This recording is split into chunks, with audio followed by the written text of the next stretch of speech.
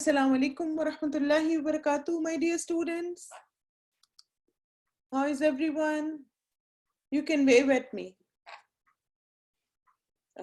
Okay, Hiba, mashallah, good to see you.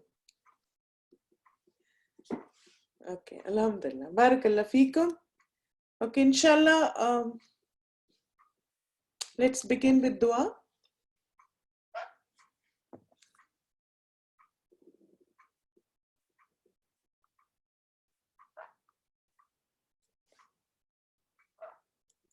نحمده ونصلي على رسول الكريم أما بعد فأعوذ بالله من الشيطان الرجيم بسم الله الرحمن الرحيم رب اشرح لي صدري ويسر لي أمري واحلل عقدة من لساني يفقهوا قولي رب زدني علما اللهم انفعنا بما علمتنا وعلمنا ما ينفعنا وزدنا علما اللهم اهد قلبي وسدد لساني واسلل سخيمة قلبي آمين ثم آمين. Inshallah, today we are going to do dua number 17.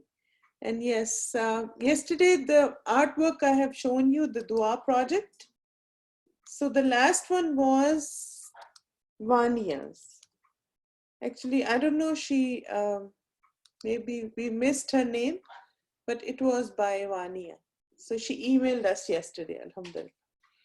Okay, inshallah, today we will do dua number 17. And it's a very important dua also, like all of them we have covered so far. Allahumma matti'ani bisam'i wa basari. Allahumma, O Allah, matti'ani. Matti' means make it beneficial, and ni is for me. Bisam'i, my hearing, wa and basari, my sight or my seeing. Okay, Abdul Rahman, can you read it? Assalamu alaikum. Walaikum salam. Allahumma matti'ni bi sam'i wa basari. Very good. Translation? O Allah, make my hearing and my sight beneficial for me. Excellent. Good job. Good boy. Dua iftikhar? Allahumma matti'ni bi sam'i wa basari. O Allah, make my hearing and my sight beneficial for me. Excellent. Good job. Okay. Maryam Wali Muhammad? Allahumma. Should I read the Arabic? Yeah. Arabic Allahumma. Allahumma ta'ni bi sam'i wa basari. Translation? O Allah, make my hearing and my sight beneficial for me. Okay, good. MashaAllah. Barakallah. Okay, Abdullah Tashfeen? Yes, Abdullah? Your mic is on. Allahumma Matti'ni Bisami wa basari. O Allah, make my hearing and my sight beneficial for me. Very good. MashaAllah. Allah Mubarak.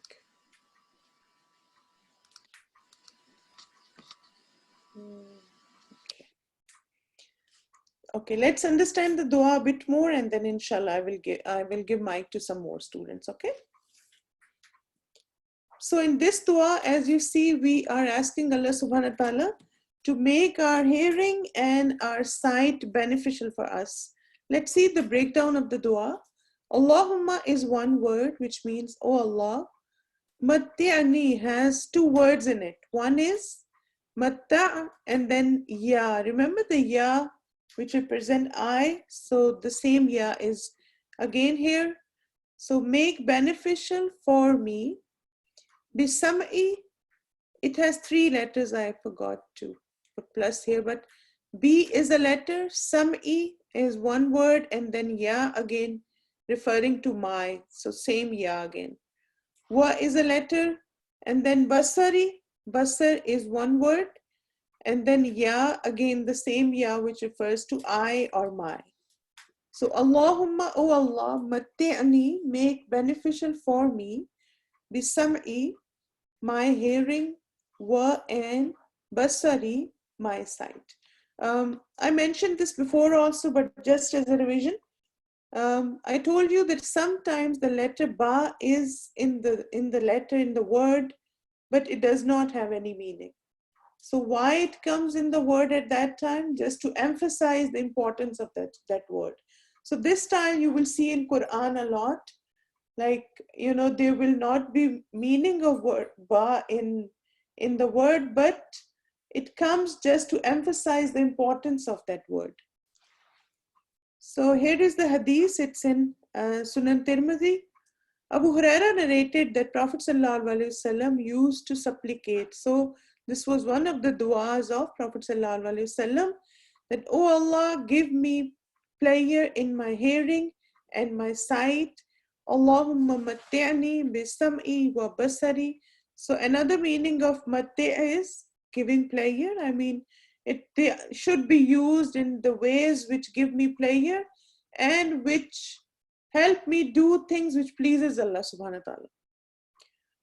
So eyes and ears, these two major faculties either make a person or break a person. Because you see with your eyes, these are your mode of guidance also. Because when you listen, then you practice. When you listen, you act. When you listen, you understand. And if somebody is not listening properly, if somebody is not using their ears properly, then they will not understand the message, anything, any instruction. Then eyes, obviously eyes are another source of a great faculty which Allah subhanahu wa ta'ala has given us. We see with eyes, we observe things with our eyes, even our reading, writing, everything is dependent on eyes. One of the great blessings of Allah subhanahu wa ta'ala. So these two faculties, when used properly, they become the sources of guidance for a person. But if they are misused, then they become source of misguidance also. Like, if you are listening to wrong things all day, if you're seeing wrong things which are haram, then you are misusing them. Allah subhanahu wa ta'ala has not created our eyes to see haram things. Allah subhanahu wa ta'ala has created them, so we observe the creation and we ponder on things around us and we get closer to Allah subhanahu wa ta'ala. Allah subhanahu wa ta'ala has given us ears, so we hear things, we listen to things, we listen to instructions, we listen to Qur'an, and we act accordingly. We make our life beneficial and beautiful. Today somebody was asking me that if Al-Huda has classes for people who cannot hear, who are who are deaf. So sometimes we don't value the blessing Allah subhanahu wa ta'ala has given us. And if these blessings are not used appropriately, then they are taken away from us too. One of my friend,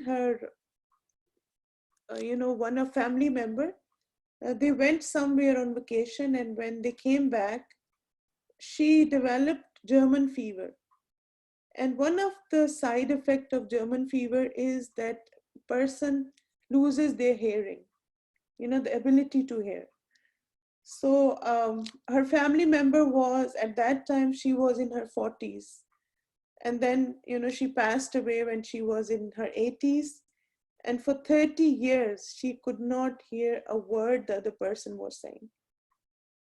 So, it was a test from Allah subhanahu wa ta'ala, but till the day we have these blessings, we should try to use them in the way and in the things which pleases Allah subhanahu wa ta'ala and which bring us close to Him.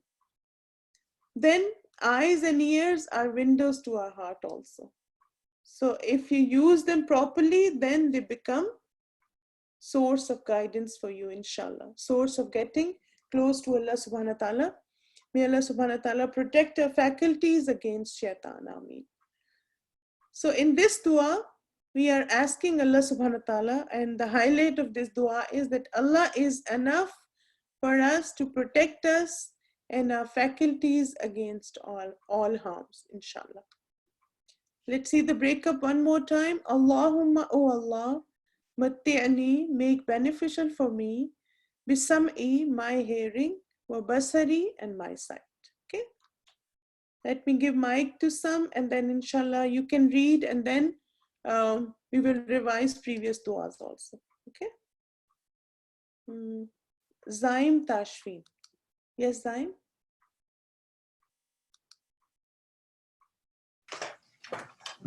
Oh, I think I enabled Huma's mic. Okay, Huma, you can read it. Zille Huma, yes. Zille Huma, read. Allahumma matti'ni bisani wa basari. Very good. O Allah, make my hearing and my sight beneficial for me. Beneficial. Beneficial for me. Very good. Good girl. Okay, Jasir. Allahumma matti'ni bisami wal basari. Very good. O Allah, make my hearing and my sight beneficial for me. Excellent. Good work. Okay, Laiba Sabi.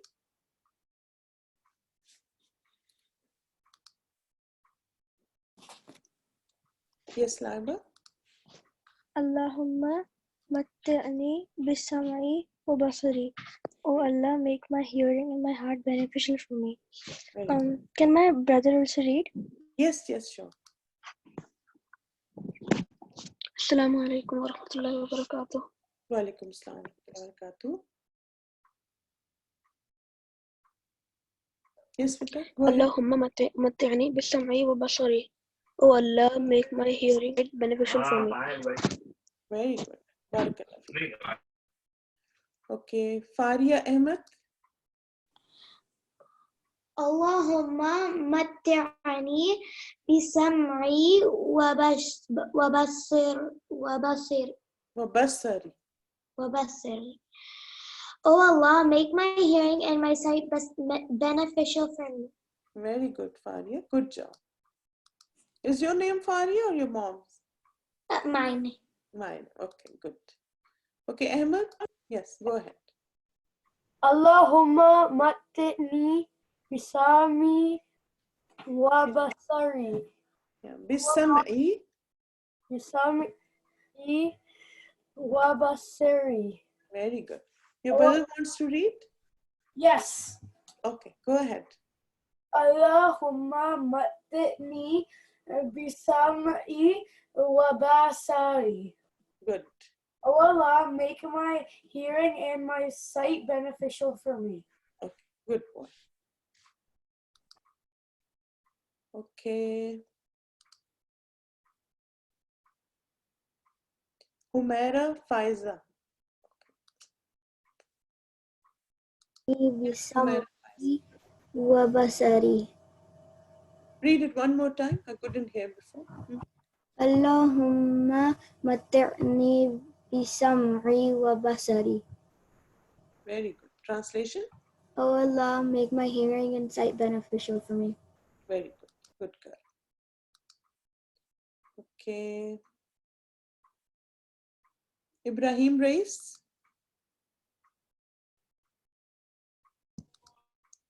Okay. Yes, Ibrahim. Allahumma matti'ni bisam'i wa basari. Oh Allah, make my hearing and my sight beneficial for me. Okay, very good.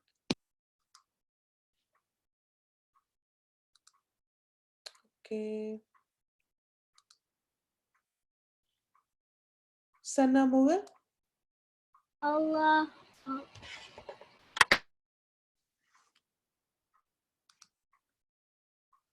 Oh. Sana, did you log off? Okay, that's okay. Ayan Mirza. Allahumma matti'ni bisam'i wa basari. Very Oh good. Allah, make my hearing and my sight beneficial for me. Very good. Can you mute yourself? I lost you. Ayan. Okay, good. Okay, Hiba Rahim, you want to read?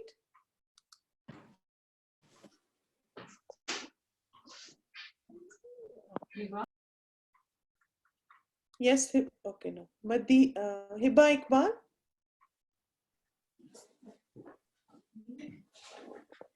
Okay, so you're not close to, okay, that's okay. Madiha Ahmed? Sorry, Mahiba Ahmed.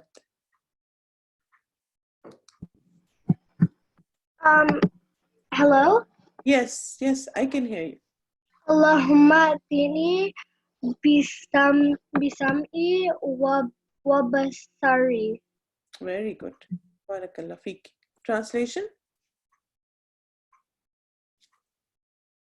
Okay, you muted yourself. Okay, that's okay.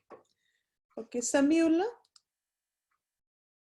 Assalamu alaikum wa rahmatullahi wa barakatuh. Wa alaikum assalam wa rahmatullahi wa barakatuhu. Allahumma matti'ni bisam'i wa basari. Oh Allah, make my hearing and my sight beneficial for me. Okay, very good. MashaAllah. Okay, Allah Mubarak. Okay, my dear students, we'll stop here for today, inshallah. And tomorrow I'll give chance to some more students. Alhamdulillah, our dear Sister Mariam is here. Sister Mariam, are we ready to start the tafsir class? Subhanakallah wa bihamdika. Ashhadu an la ilaha illa anta. Astaghfiruka wa atubu ilayk. Assalamu alaikum wa rahmatullahi wa barakatuh. Okay, Sister Mariam, over to you now. Wa alaikum assalam wa rahmatullahi wa barakatuh. How's everyone doing? Is everyone excited for today's class? Inshallah, we have so much to cover. Alhamdulillah, and such amazing stories, a lot of stories today. So I want all of you to pay attention, pull out your notebooks so that you can inshallah take good notes. Did you notice the new note section on the portal? Alhamdulillah, many students, they have done a great job with their notes. So I have posted the ones who have shared a lot of them. So some just shared 1 juz and 2 juzes, so I could not share those ones, but the ones who did a great job, let's say for all the juzes so far, up to juz 18, so they are there. So inshallah, you can benefit from them, you can download them, you can look at them, but we haven't checked them thoroughly, so you can't rely on them, but inshallah, you can benefit from them. All right, so if you want to complete your notes, that is a good opportunity, and that is a good resource, but you should have your own notes, because sometimes we mishear something, we don't understand some point, and we write something which isn't correct. All right, so inshallah, is everyone ready? Can you all see the slides? All right, so use the buttons yes or no in order to communicate, and chat is closed for now, but it's inshallah we're going to open it whenever we will have a question to ask, not just randomly. Okay, let's begin. نحمده ونصلي على رسوله الكريم أما بعد فأعوذ بالله من الشيطان الرجيم بسم الله الرحمن الرحيم رب اشرح لي صدري ويسر لي أمري واحلل عقدة من لساني يفقه قولي ربنا زدنا علما اللهم فقهنا في الدين. May Allah give us the correct understanding of the deen. May Allah enable us to understand this juz. Alhamdulillah, we have reached juz 20. So Alhamdulillah, juz 20 has 3 surahs: Suratul Naml, Suratul Qasas, and Suratul Ankabut. Yesterday, we could not complete Suratul Naml, but Suratul Naml doesn't, subhanAllah, conclude itself in juz 19. It kind of carries it over to juz 20. So now we're going to do juz 20, and Suratul Naml kind of comes into it. So that's beautiful. That's totally fine. All right, so let's see who knows what it means by an-Naml. And then I'm going to give you the cool facts. All right, so Sister Manal Zahir. Naml, ant. Very good. Very good. To be exact, it would be ants, right? Because an-namla with a ta marbuta here, the small, circle type of ta with 2 dots on top, that is a singular. So that is ant, and namal would be the ants. So yes, it's the story of the ants. So what is the relevance? Why are ants mentioned, or why is one ant's statement mentioned in the Qur'an? Why are they so important? Inshallah, we're going to learn about ants, and we're going to learn from ants something today. Not just learn about them, but learn something from them. The way we have learned something from the honeybee. Inshallah, now is the time to learn something from the ants. Some cool facts about this surah. It's a Makki surah. And in this surah, we learn about that Qur'an is a guide and it's a good news. So if you really want a good news in life, and if you really want some guidance, then Qur'an is the way. Also, the Prophet Sulaiman alayhi salam's story is mentioned in this surah in quite detail. Plus, another nation where there was a queen, right? The queen of Saba, she is also mentioned in this surah. There's another surah named after that nation, Saba. So inshallah, we're going to cover the story then. But right now, I'm going to just give you a little bit of detail so that we can understand the ant story. Cool? Okay, there is a statement, Ilahum ma'allah. Write down the translation of it. It means, is there any God with Allah? Like, is there any other God we should worship besides Allah? And this is the statement which is mentioned in no other surah, but only this surah, and it is mentioned in the surah 5 times. So this is a unique statement for this surah, you can say. And all of the prophets, they made this statement, just like we have talked about another statement yesterday, right? In our last class. So ilahum ma'allah means, is there any God with Allah? Like, is there anyone sharing the workload with him? Is there anyone who's a partner with him? Is there anyone who's doing anything like Allah?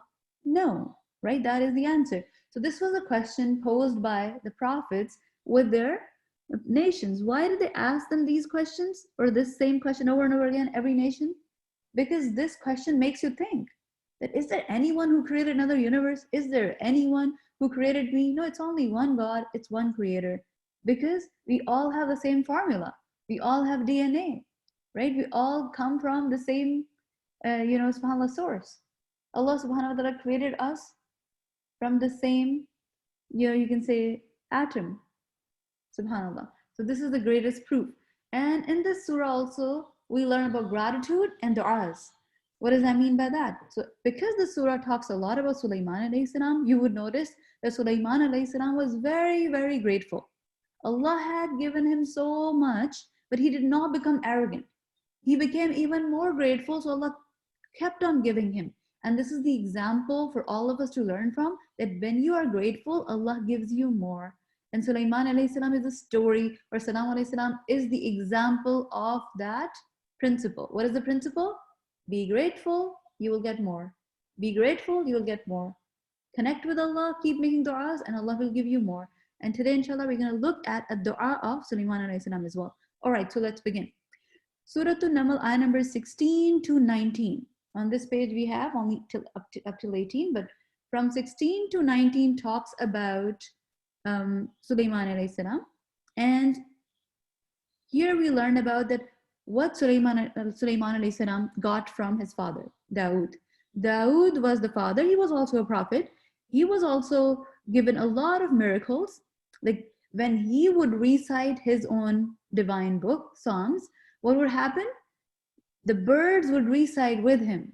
Such a beautiful scene you can imagine.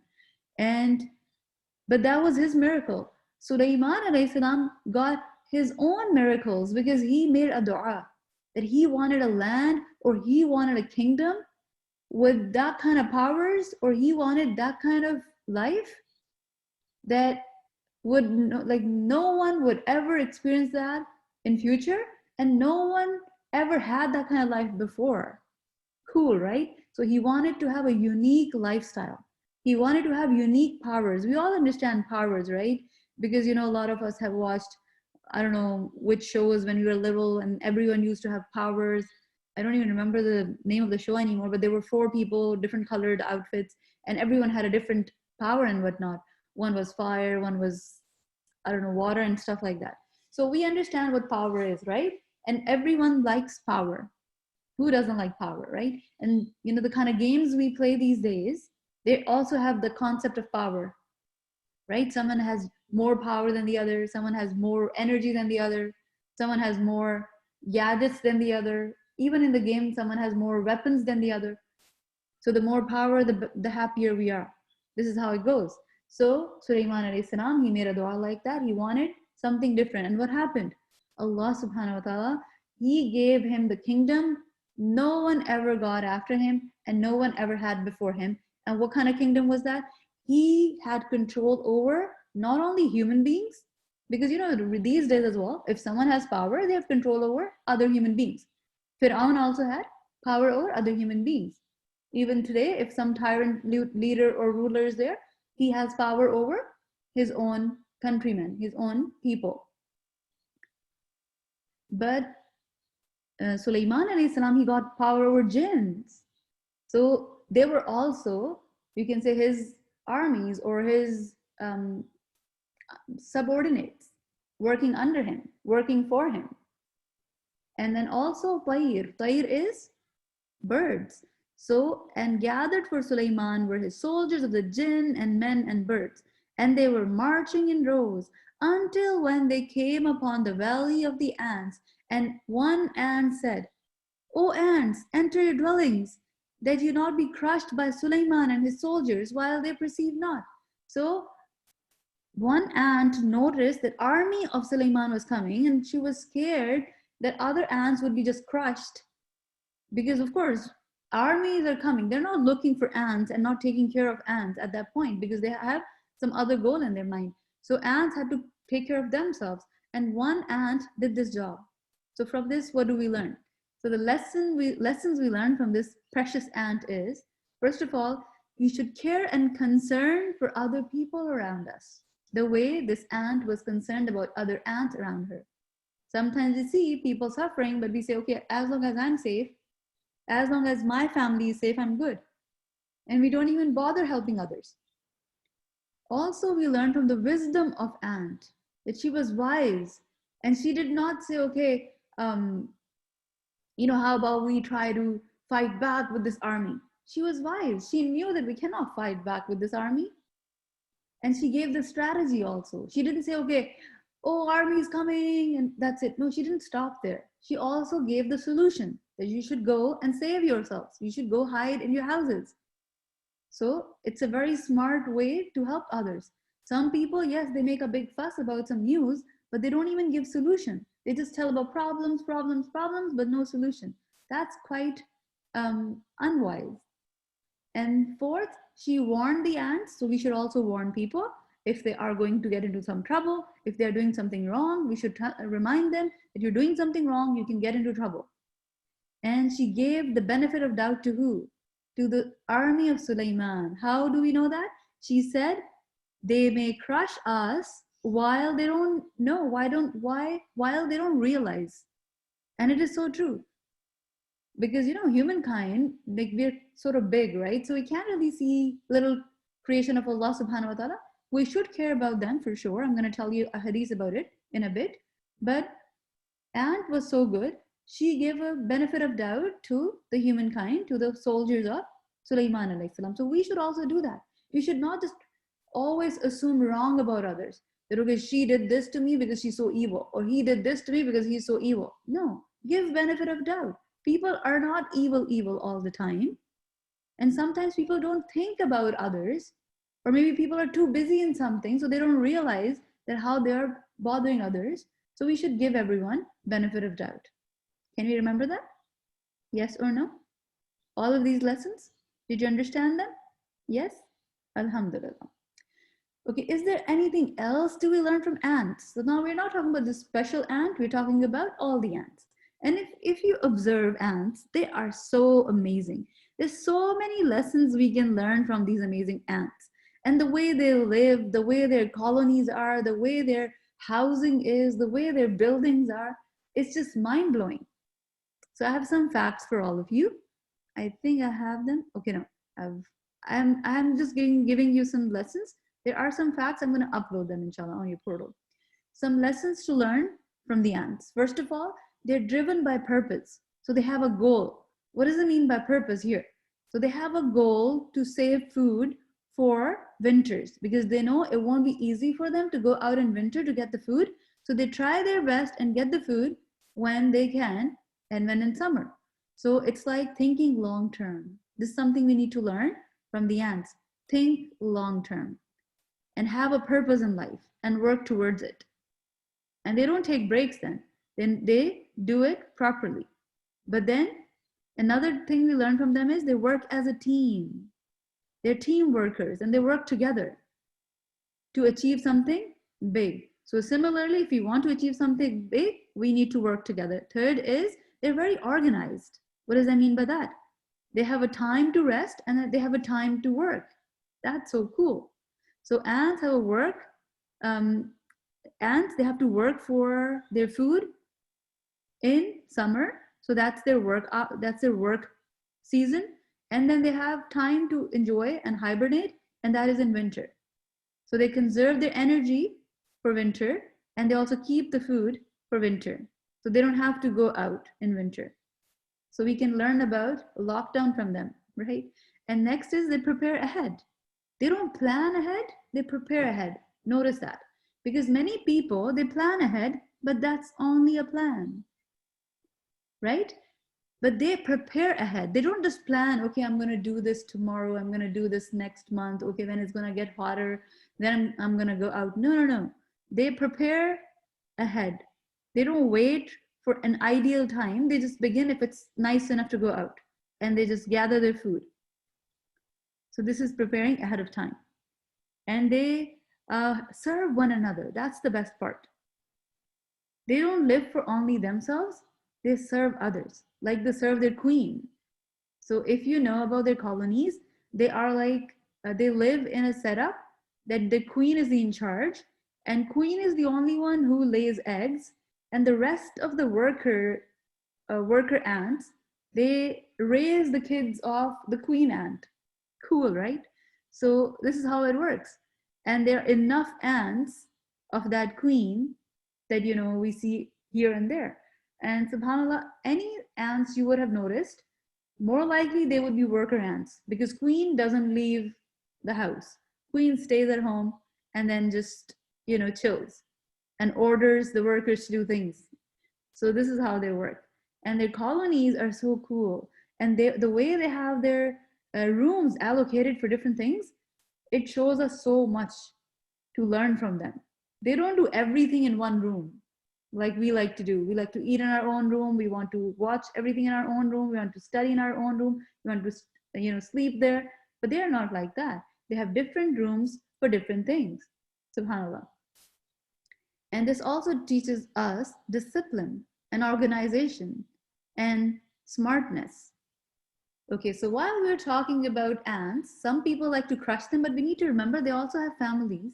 We also need to remember they also have life. We also need to remember they're also Allah's creation, so we should not be rude to them. There's a hadith which is mentioned in Sahih Bukhari and Muslim both, and it is about a prophet from the past. We don't know his name. An ant bit a prophet among the prophets of the past, so he ordered for the colony of ants to be burnt.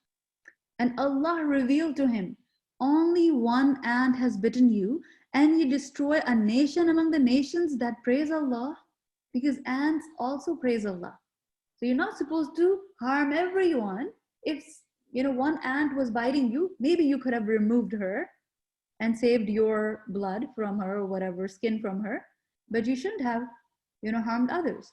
And many times people, they harm animals, or they harm you know, these tiny insects. They're not harming you, they're just passing by. And you know why they pass by your room or your kitchen? Because you don't keep it clean. If you're going to keep it clean, then they're not going to come.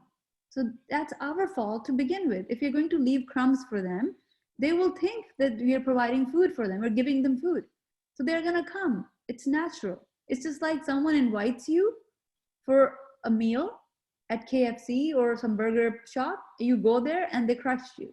This is wrong. So don't leave crumbs for them. It's like you're inviting them to a party, and then when they come, you kill them. This is wrong. So inshallah, keep your room clean. Don't take food in your room so that there are no ants there and you don't have to kill them, because it's not right. They praise Allah. How can you kill someone who praises Allah? Can you remember this, inshallah? So keep clean, keep everything tidy. They won't come. They don't want to come to your place anyways. They have their own house, and very nice one. And they have organization in their homes. They're neater and cleaner than us. They don't like our rooms. They're not, you know, in our room to check out our room. They're not looking at our toys and stuff. No, they're not there for that. They're there for food because we dropped it, and they don't know that we haven't dropped it for them because they're too tiny to understand that. And then when this ant said this, that Sulaiman and his army may crush you because they don't realize that you're here. فَتَبَسَّمْ ضَاحِكًا. Who laughed or who smiled? Sulaiman alayhi salam, he smiled, amused. Why? Because he could understand their language. That was another, you can say, skill Allah had given him. Allah taught him the language of the ants even. So Sulaiman smiled, he was amused at her speech, and he said, and he made a beautiful dua. So we're going to look at the dua now. So he smiled, and then he made a dua. What was the dua? رَبِّ أَوْزِعْنِي أَنْ أَشْكُرَ نِعْمَتَكَ الَّتِي أَنْعَمْتَ عَلَيَّ وَعَلَى وَالِدَيَّ. My Lord, enable me to be grateful for your favor which you have bestowed upon me and upon my parents. Now we need to learn a lesson from Sulaiman alayhi salam here. You know, usually when we understand a foreign language, what do we start thinking? Oh my God, I'm so cool. You know, I know 5 languages. I understand the 6th one as well. I can't speak, but you know, I can barely understand it. Like I know a bit of Spanish, I know a bit of French. I'm so cool. This is how people think. But what do we learn from here? Instead of thinking that, oh my God, look at me, people, notice me, I am understanding Ant's language. He did not do any of that. Rather, he's asked Allah to give him the ability to do shukr. Make me more grateful, oh Allah, even though he was already grateful. That's why Allah was keep on giving him. And look at his humility here. Even after being so grateful, he's asking Allah, oh Allah, please make me more grateful, more grateful. Isn't it great? Do you want to be more grateful as well? Because as you can see from the life of Sulaiman alayhi salam, he was becoming richer and richer. He was learning new skills and new skills. And he was getting more land under his control just because of his obedience of Allah and shukr. No other reason do we find, subhanAllah. Because there were other prophets too, right? But they did not get all of this which he got. And every prophet had some of their key features, right? Every prophet had all the qualities, yes, but one of the quality would have been, you can say it would be the highlight of every prophet if we try to analyze. Like in the story of Yusuf alayhi salam, his highlighted quality. Okay, let me open the chat. What do you think was the highlighted quality of Yusuf alayhi salam? Highlighted quality or something which was repeated a lot? His patience, okay. Anything else? Remember, he was nice no matter what. That was ihsan, right? He was good no matter what. So that's ihsan. He was a muhsin. He kept on doing good. Exactly. And he could, of course, interpret dreams and stuff. That was good too. But actually, that was ihsan. Remember that, all right? So he was keep on doing good even if people were doing wrong to him. That was him. And ihsan is doing utmost good with everyone. Your enemies or friends or the people you know, people you don't know, random people, doesn't matter. Anyone you come across, you do something nice for them. You help them in any way you can. That was him. But when we look at the story of Sulaiman alayhi salam, we notice that he was very, very grateful. And there are many examples of his gratitude in the Qur'an. So he's saying, oh Allah, give me the ability to become grateful, not only for the favors you have done on me, but also the favors on my parents. Did you ever make dua? Or did you ever thank Allah for the favors on your parents? Be truthful. Did you ever say, oh Allah, thank you because you gave my parents car? We hardly do that. We don't even realize. We just think about ourselves.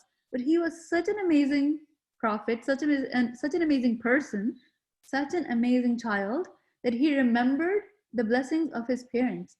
And subhanAllah, you know one thing we need to realize, we benefit from our parents' blessings, a big deal, isn't it?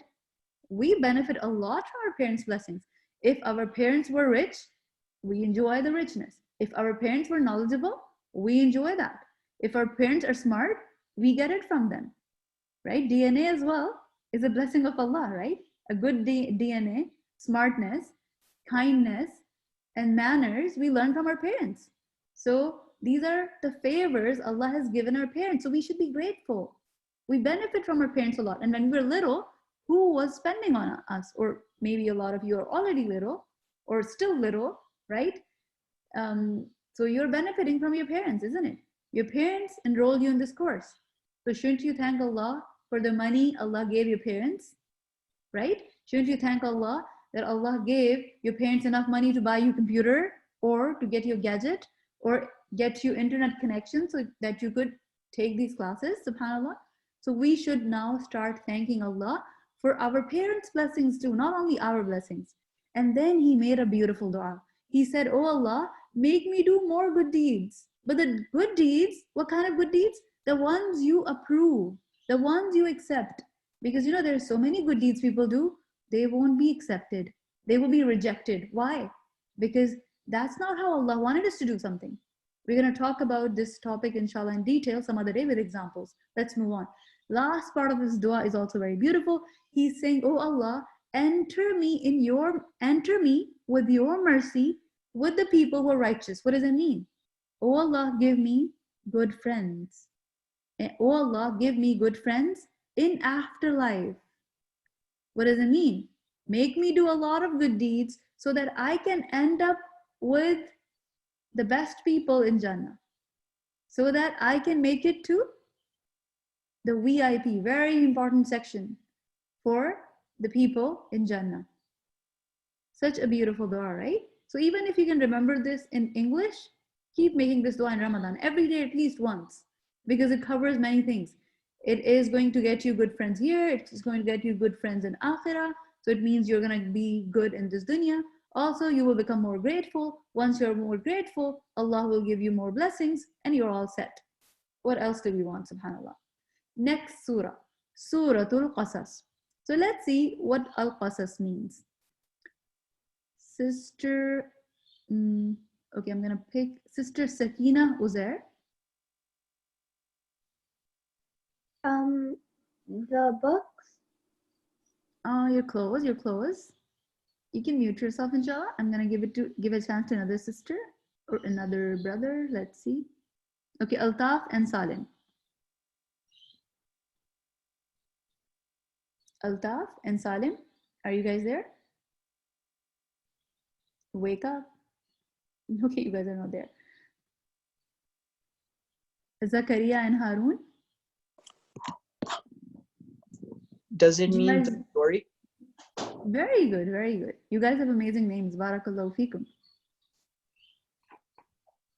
Okay, so Al-Qasas means the story. So what story is it? It's actually story within a story. Cool, right? It's a story within a story. I'm going to tell you what exactly does it mean and why are we calling this surah Al-Qasas. Some cool facts about the surah. It's a Makki surah again. So all the surahs we're going to cover today, they're Makki as well, all right? And Allah fulfills His promises. We learn from this surah, like whichever promise Allah made, He fulfilled it. So inshallah, we're going to talk about the promise in a story in a bit. Also, story of Prophet Musa is mentioned in detail in this surah. It comes in pretty much every juz, but in detail in this surah. And also we learn a principle that only Allah can guide. No matter how much you love someone, no matter how much you want someone to become a Muslim, no matter how much you want someone to become a good Muslim, but you cannot do that. Only Allah can guide. So what should you do? Give up on them? No, ask Allah to guide them. Instead of exhausting yourself over them, give it a try. Give them the message.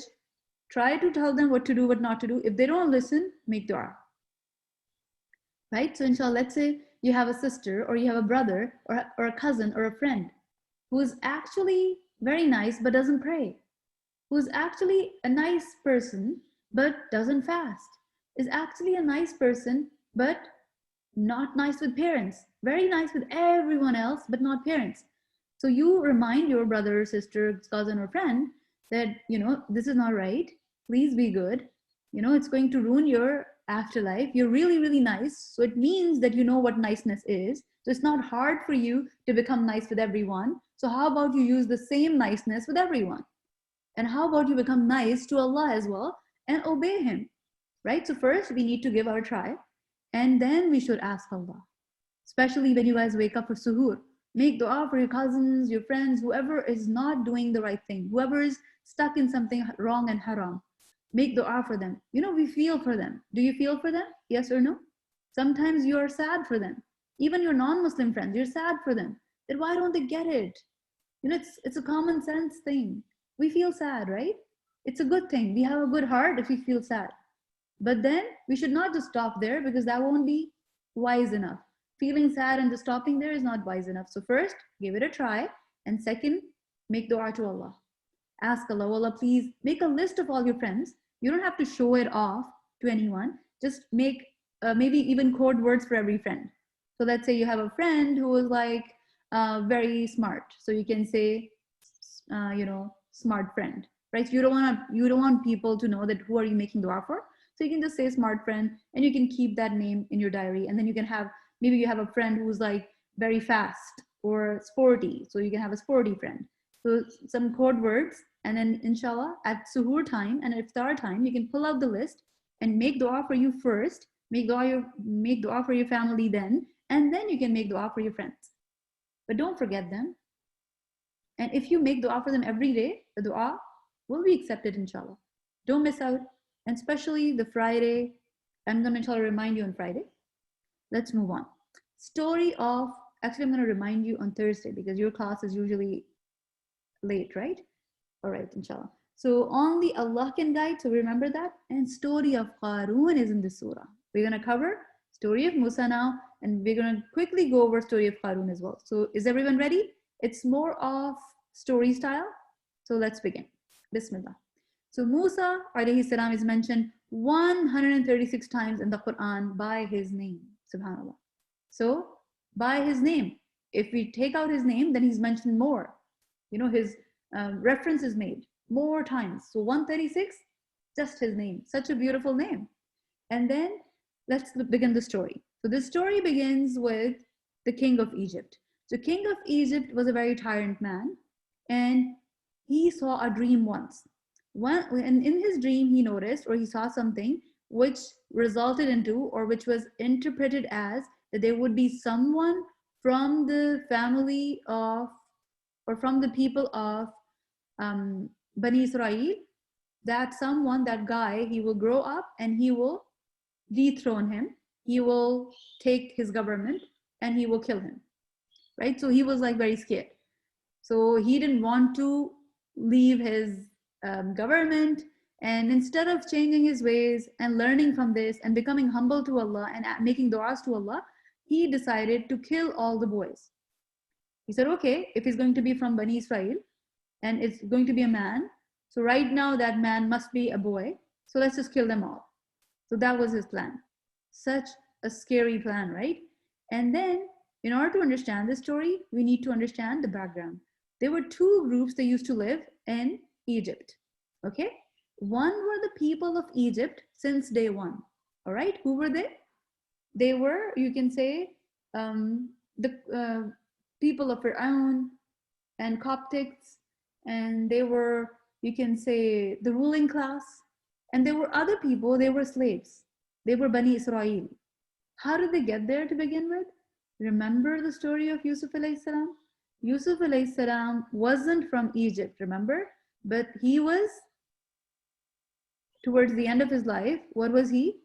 He was a minister in Egypt, and then he invited his family over. So his family also started living there. So this is how Bani Israel got there, because Israel is the name of Yaqub alayhi salam. So Bani means children, Israel, Yaqub. So they were actually from the children of Yaqub. But what happened to them? They became lazy again. They forgot about Allah again. And they were disobedient. So they suffered the consequences and they became slaves. They became slaves to another nation. When we don't obey Allah, when we don't follow the rules, then we suffer the consequences, as you can see all around you these days. So we need to go back to Allah. We need to ask Allah for help. We need to become better so that we can become the ruling class and not the slave class, inshallah. All right, so these were the two groups. So this group, which Musa alayhi salam was from, it's Bani Israel. It was the slave class. And they were killing not their own classes, sons or boys. They were killing, the Egyptians were killing Bani Israel's sons. So this was the year when Musa alayhi salam was born. And then when he was born in Misr, his mother was really worried that, okay, what do I do? Because there was an interesting twist to the story, which you may have not heard before, but I just recently studied it from a scholar, and I really wanted to share that, part of the story. Because usually we learn about the next part of the story, but not the beginning part of the story. And subhanAllah, when he was born in Misr, and he was that man who was going to take away Fir'aun's kingdom from him, or you can say take away Fir'aun's kingship, not even kingdom, because they didn't even live there after that. So just the kingship part, just dethroning part was done by Musa, right? But Musa, when he was born, he was the only one spared. Rest of the kids were killed. Rest of the boys were killed. And Allah subhanahu wa ta'ala, he willed that that Musa should be brought up in the house of Fir'aun. That was Allah's plan. Sometimes, no matter how hard we try, we cannot match that, right? Allah's plan is beautiful always. So the twist part of the story, I'm going to give it to you now. So what happened was that when he was born, Musa's mother did not tell anyone that she had a boy.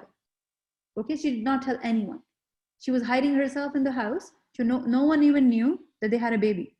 So what she would do is every day she would put the baby in the bucket, in the box, or in a basket, and she would leave whenever she would notice that soldiers of Fir'aun, they're roaming around in the streets to check if anyone has a boy, and they would kill. So anytime she would notice that they're about to come or they're here in the street somewhere, she would put the baby in the basket, go to the river, and tie the basket with the with one like hook or something by the river bank. This was her routine. One day when these people came, she left the basket and she forgot to tie it. Plan of Allah, right? Everything happens for a reason, subhanAllah. So she never wanted to let go of the baby to begin with, because many people say, why was she like that? How could she do that? And blah blah blah. So the story is taught by a scholar from Al-Maghrib. So he said that it was that she used to do it every day. It wasn't like she left the baby like that, but one day accidentally she forgot to tie the rope. And of course the basket would not just stay on the riverbank just like that. It was on the water, so it just traveled off and reached where? Reached the family of Fir'aun, to the other side, by the, you can say, royal lodging, by the castle of Fir'aun. And it was picked up by the family of Fir'aun. And when the wife of Fir'aun, Asiya, when she saw the baby, she rejoiced. She was so happy. And she said, please, please, please don't kill him. He really wanted to kill him according to some of the narrations, but she said, because they could see that, they were not Egyptians. They looked different, right? So they wanted to kill, like the Fir'aun and his armies and soldiers, they wanted to kill the baby, and they realized that the baby is also from Bani Israel, but she was like, no, this is such a cute baby, we can't. And then Fir'aun said, okay, if you want to keep the baby, it's all right. Because the baby was so cute, they could not even kill him. And this happens sometimes, that no matter what you do, you cannot harm anyone if Allah doesn't want. So Allah can even put mercy in the heart of the worst person on the earth. Fir'aun was really, really tyrant. He would kill anyone, but he could not even kill Musa because it wasn't the plan of Allah subhanahu wa ta'ala. So it was a promise of Allah that he would save the baby. And when the baby grew up and he attained his full strength, Allah gave him prophethood and knowledge. So that was Musa alayhi salam. So Allah gave him prophethood. So one day he was walking around in Egypt in one of the streets, and he noticed someone from his own people, like Bani Israel.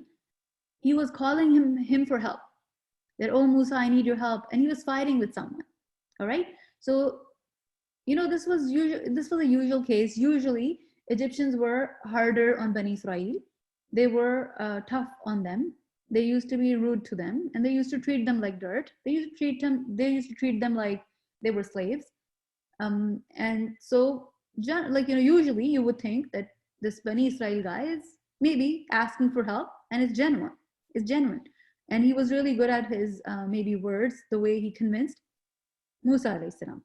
So Musa alayhi salam, he went there and he tried to help him, and he just punched this Egyptian guy once, only one punch.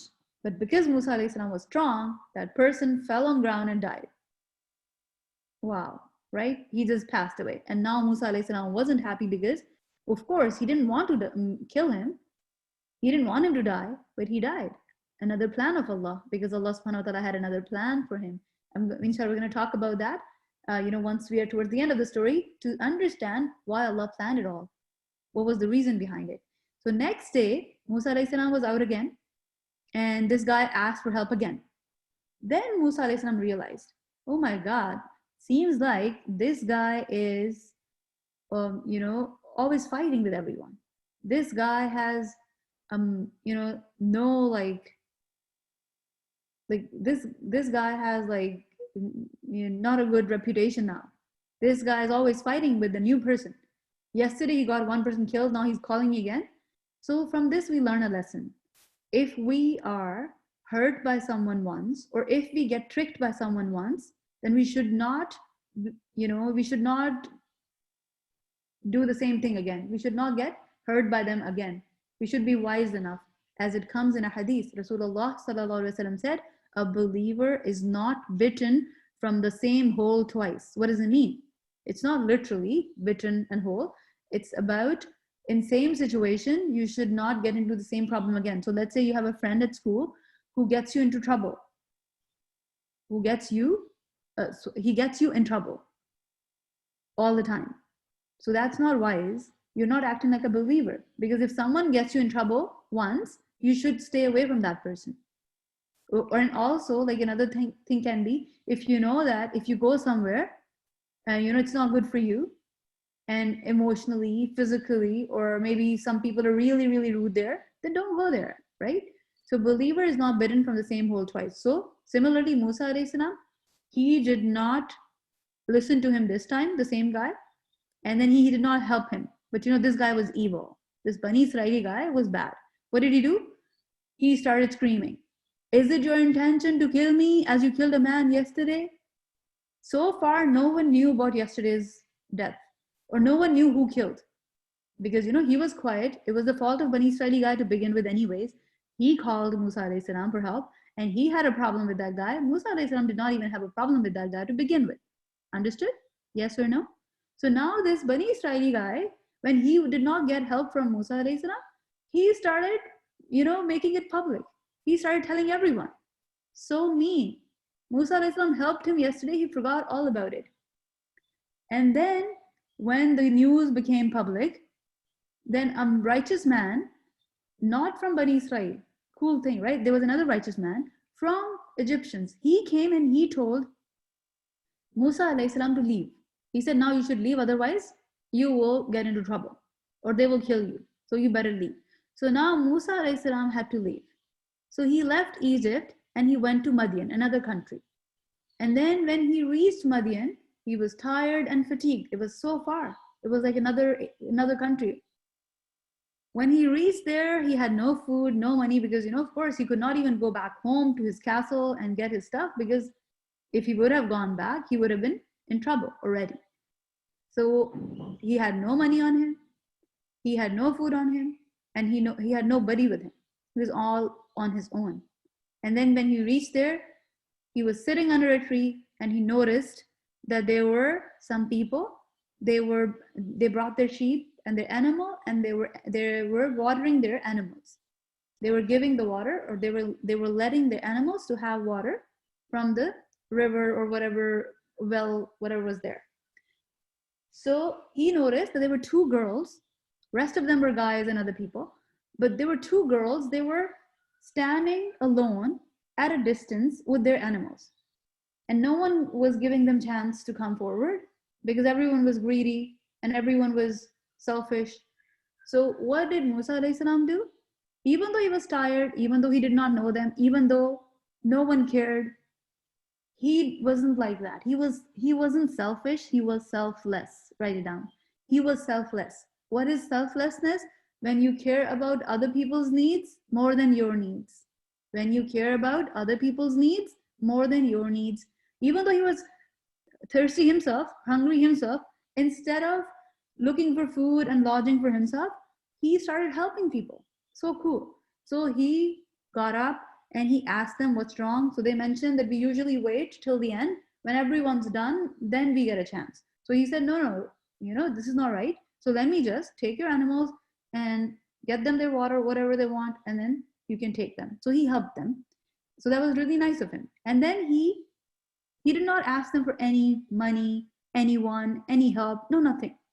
He went back and he sat under the tree and he made dua to Allah that Rabbi inni lima anzalta ilayya min khairin faqir. Oh my Lord, truly I am in need of whatever good that you give me. Such a beautiful thing. It's like, oh Allah, I'm a faqir, I'm a beggar. I'm a beggar for whatever good you give me. And this is such a beautiful dua. If you are lost, if you are clueless what to ask for, if you don't know what to make dua for, sometimes you're confused. Maybe it's not good for me if I make dua for this. What do I do? What do I do? Then make this dua.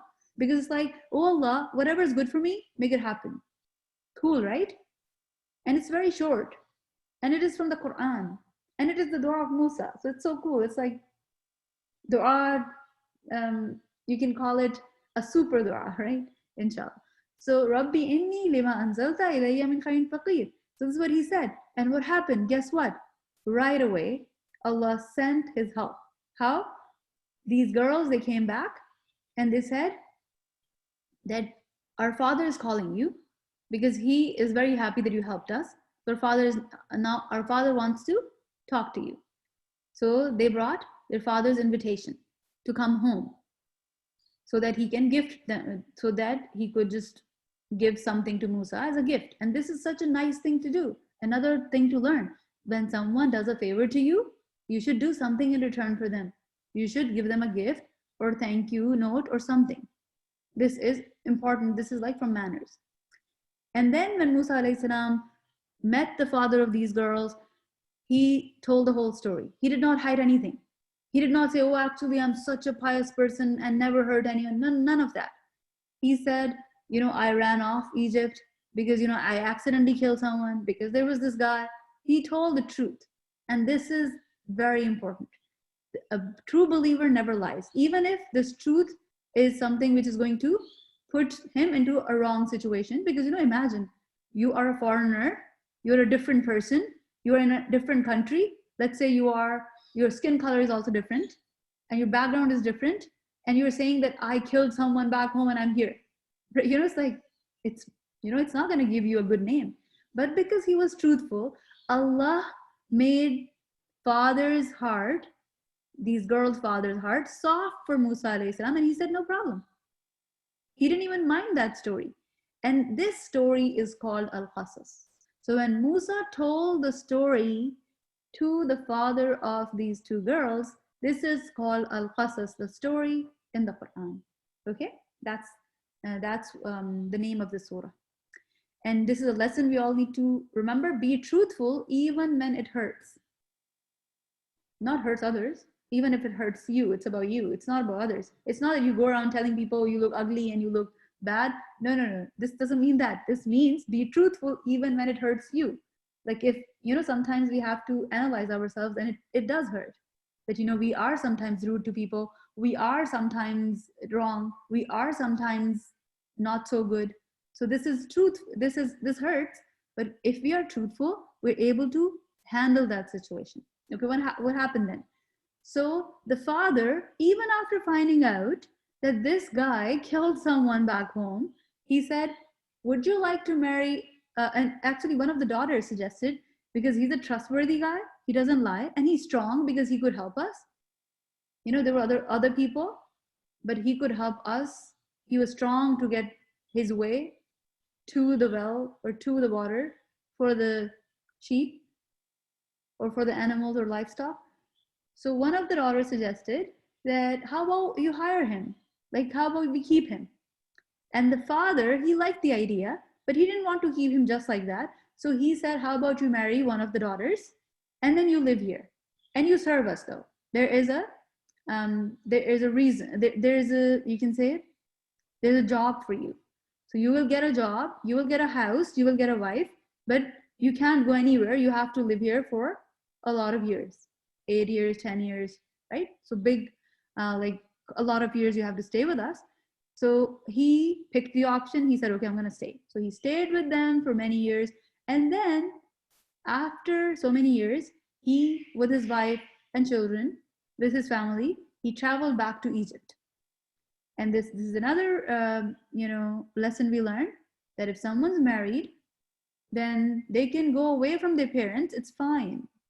Some girls, they say, no, I'm married. I don't want to go anywhere with my husband because my parents are here. No, that's not right, because, now you have your own family. So your husband is your family, your kids are your family. If your husband wants to go somewhere, go with them. So this is what Musa and his family did. So they traveled back to Egypt and they reached Tur. So they didn't make it to Egypt yet. They're halfway there, you can say, or somewhere there. So they reached here. Okay, they were in Madian. They reached here and they were going where? To Egypt here. Can you see the map? This is Madian. This is, this is Mount Tur area, and this is Egypt. So they were going back. And then they heard, and what happened? They kind of lost their way. And Musa alayhi salam, he saw some type of fire, some type of light far away, and then he reached there. When he reached that area, when he reached that fire, he heard something, and that was Allah subhanahu wa ta'ala talking to him. Allah subhanahu wa ta'ala said, Ya Musa, oh Musa. And he was like, oh my God, who knows my name? Inni ana Allahu Rabbul Alameen. Indeed, I am Allah, the Lord of the worlds. And after that, of course, the conversation went on, and Allah spoke to him. Allah gave him miracles, 2 major miracles, glowing hand and the staff, the stick which could turn into a big serpent, big snake. And then Allah subhanahu wa ta'ala gave him a task to do, that okay, now you have power, now you have miracles, and now you have a message to convey. Now you have to go back and give this message to Fir'aun. And then Musa made dua, Rabbi shrah li dua, right? You all know about it because we say it every day. So he made dua for help, and then he requested Allah subhanahu wa ta'ala to give him a supporter, that, oh Allah, I cannot do it alone, I need your help. And Allah subhanahu wa ta'ala said, okay, you can have your brother's help, because he requested Allah subhanahu wa ta'ala that please allow my brother to be with me. And that's such a good thing. We cannot do many things alone, so we need some support. So he wanted the support of his own brother, no one else. And Allah accepted his request, and they both went and they talked to Fir'aun. Of course, Fir'aun was arrogant. He did not want to listen. He made fun of them, and he reminded Musa of his favors. This is something wrong. Remember, we studied that in Surah Al-Baqarah? Don't remind people of your favors. So he said, remember who saved you from the river? Remember who brought you up? Remember who fed you when you were little? Remember? So these are bad manners. These are bad manners. Even parents are not supposed to remind their kids like this. Look at me, what I did for you. Look at me, what I did for you. This is not right. As kids, we should realize that our parents have done a lot for us. We should realize, we should thank them, and we should thank Allah for them. That's totally fine. But we should not remind them. Or similarly, kids should not remind their parents, oh, look at me, I did this for you. I mowed the lawn for you. I removed the snow for you. I did the dishes for you. No, that's not right. This is like Fir'aun. We are not like Fir'aun. We should not, but whatever we do, we should not tell people that, how cool I am and how great I am. Anyways, after that, Fir'aun made fun of his message, and he was very demeaning. He was very arrogant. Even after that, Musa alayhi salam, he said, okay, let me show you the miracles, because he wanted to see the miracles. Even after seeing the miracles, Fir'aun was still bad, you know that. And then you all know about the magician's incident. We have talked about it in this course earlier. So magician's incident happened, and after that, persecution, torture increased on Bani Israel for things. And then Allah subhanahu wa ta'ala gave them the order to leave. Enough is enough, now leave. So all of these people, thousands of people, they are supposed to leave Egypt now and leave the slavery and live their freedom, live their life of freedom. So they all left, and they left, and Allah subhanahu wa ta'ala parted the sea for them. And then Fir'aun and his army, they were following them like crazy, as if they could just kill them all and whatnot. So they left their homes, they were following Musa alayhi salam and the people. But what happened? When they reached the middle of the ocean, ocean got back together, water got back together, and they were drowned. And this is how they were done with. This is how they finished off. And Allah subhanahu wa ta'ala favored Bani Israel, the ones who were saved, and they started living on an open plain. Allah subhanahu wa ta'ala sent upon them man and salwa, food, and dessert. Also covered them with clouds, blessed them a lot, like freedom and everything. And it was like a picnic life, you can say, a vacation life. And then Musa alayhi salam was supposed to go back to Mount Tur in order to now get the book. Now the Torah was supposed to be revealed on him. So he went back to Mount Tur for 40 days. And meanwhile, guess what? These people getting all of these blessings from Allah, these people seeing all these amazing miracles, these people, after getting saved from Fir'aun, they still worshipped a calf. What was this calf about? The Samiri guy, he was also one of them, he took all the ornaments and gold and put it together. Well, where did this gold come from? When these people were running off, Bani Israeli people, when they were running off from Egypt, they brought their gold with them, right? They brought their money with them, whatever currency they had. And back in the day, they used to have gold as money. So he put it all together, melted it, and turned it into a calf.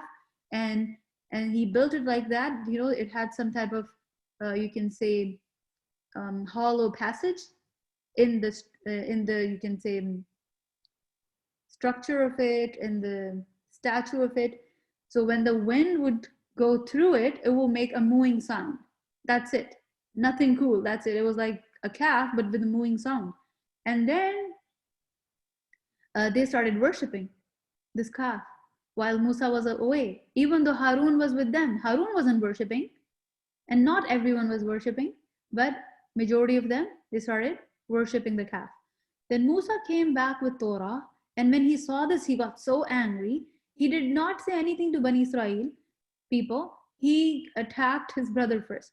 Attacked as in he just grabbed him by his beard. And he was like, what are you doing, my brother? Like, why did you let them worship calf?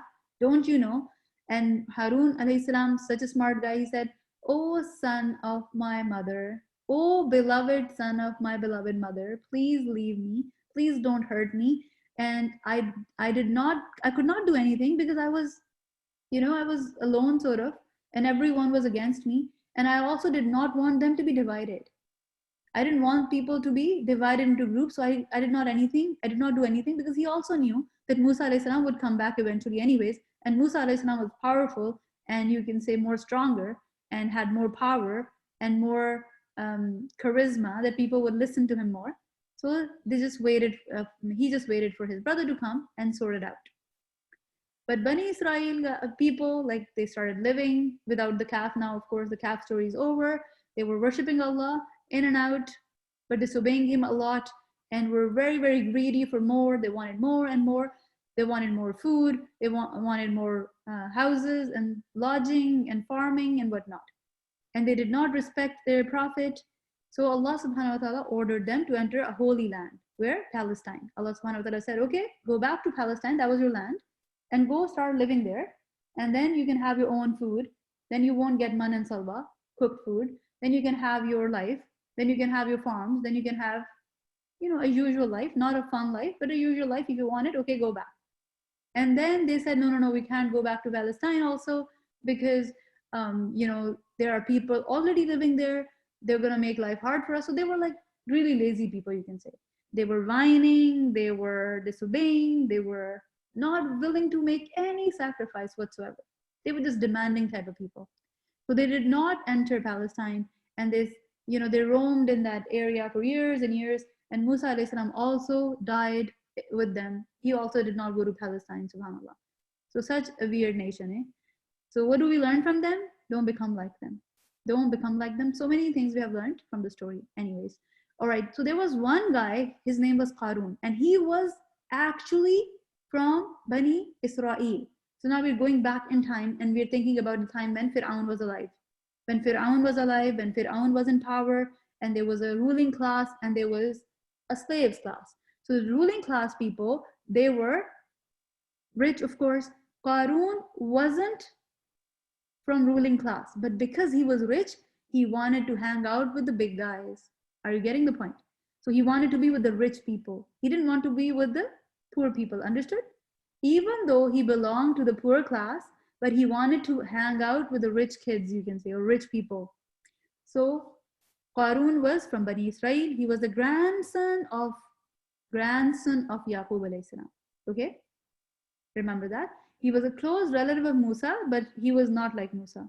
He was good looking. He was extremely wealthy. Extremely wealthy means that he had so much wealth, and he had a lot of vaults of wealth, and the keys of those vaults were carried by many strong men, subhanAllah. So it's like he had a lot of bank cards because he had a lot of accounts in every bank, and he had so much money and so much gold in every bank. Wow. He was so rich, he did not use his money to free his people. He did not use his money to help his people. Rather, he used his money in order to become what? Famous among the rich class. Just to show off, just to be happy. Bani Israel people, they also tried to remind him that don't become arrogant, stay humble, but he didn't bother. And what did he do? Even Bani Israel people, he reminded him, the good ones, that you should invest your money in akhirah, help the poor people, and keep something for your dunya as well. Have a good life, but don't forget the poor. But he didn't bother. Bani Israeli people also reminded him that Allah has given you a lot, now you should give people. He didn't bother. And Bani Israel people said, don't do fasad. It seems like that he would also party up with Fir'aun and harm Bani Israel, his own people.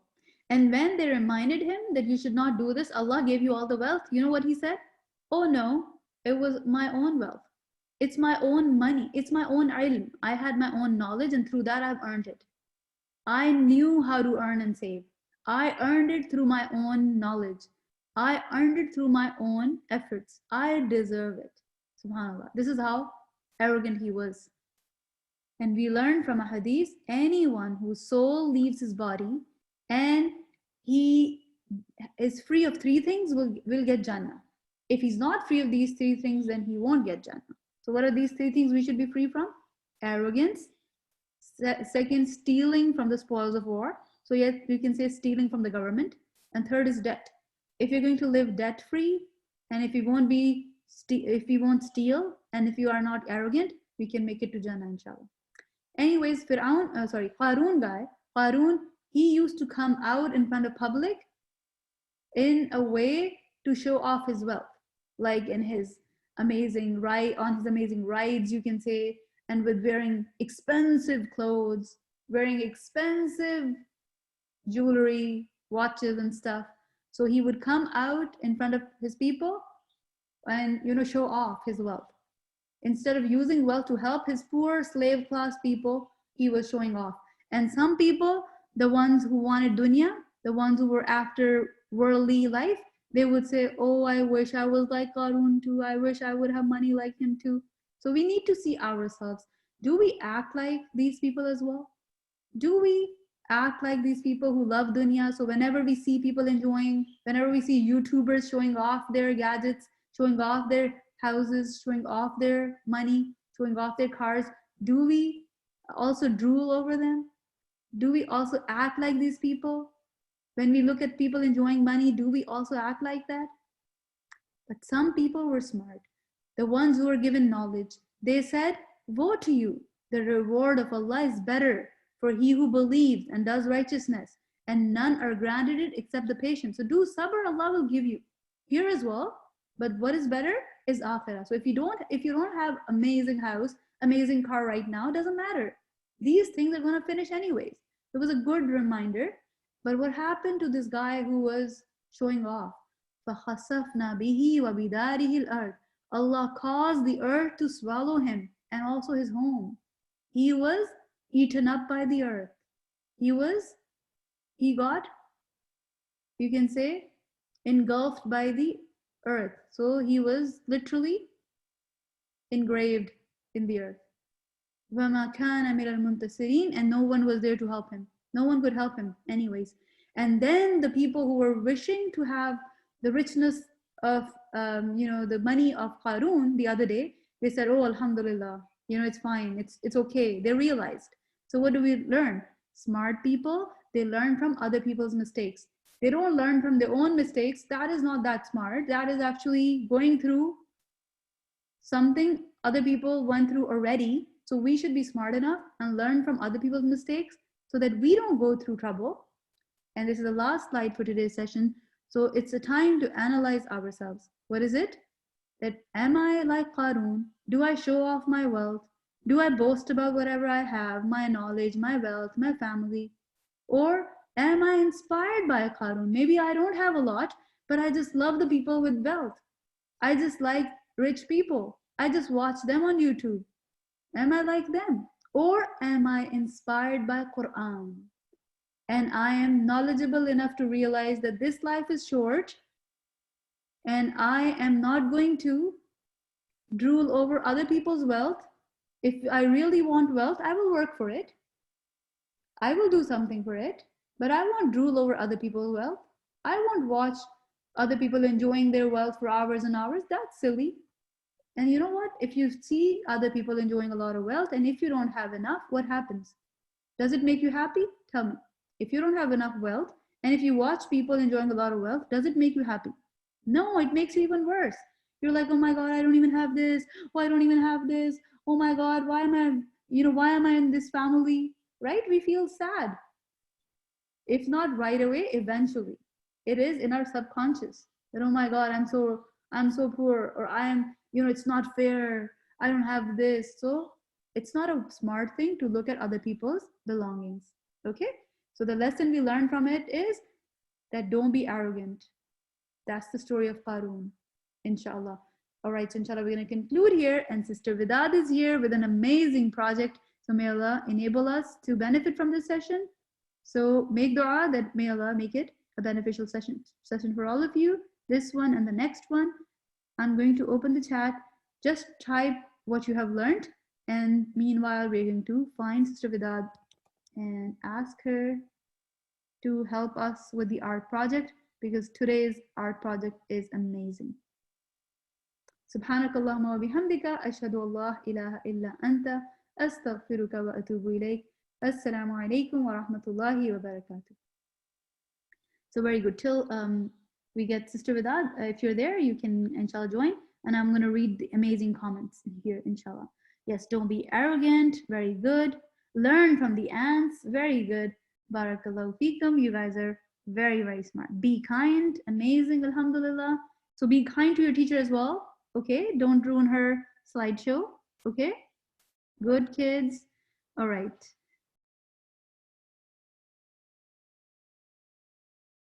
Learn from other people's mistake. Very good, Armish Ali. Very smart. And Sister Alishba and Yumna are saying, we learned don't be arrogant. Be grateful, Sister Safa and Sohab. Brilliant. And don't be like Qarun. Very good, Sister Samiha. Yes, Sister Mishal, don't be arrogant because that is very bad. You're right. Learn from other people. Very good. Think about others. Very good, Sister Iman. Alhamdulillah. No arrogance. Be kind. Well done. Sister Vidad, are you here? Inshallah, you can begin. Assalamu alaikum, Sister Maryam. I'm here. Wa alaikum assalam. Thank you for coming.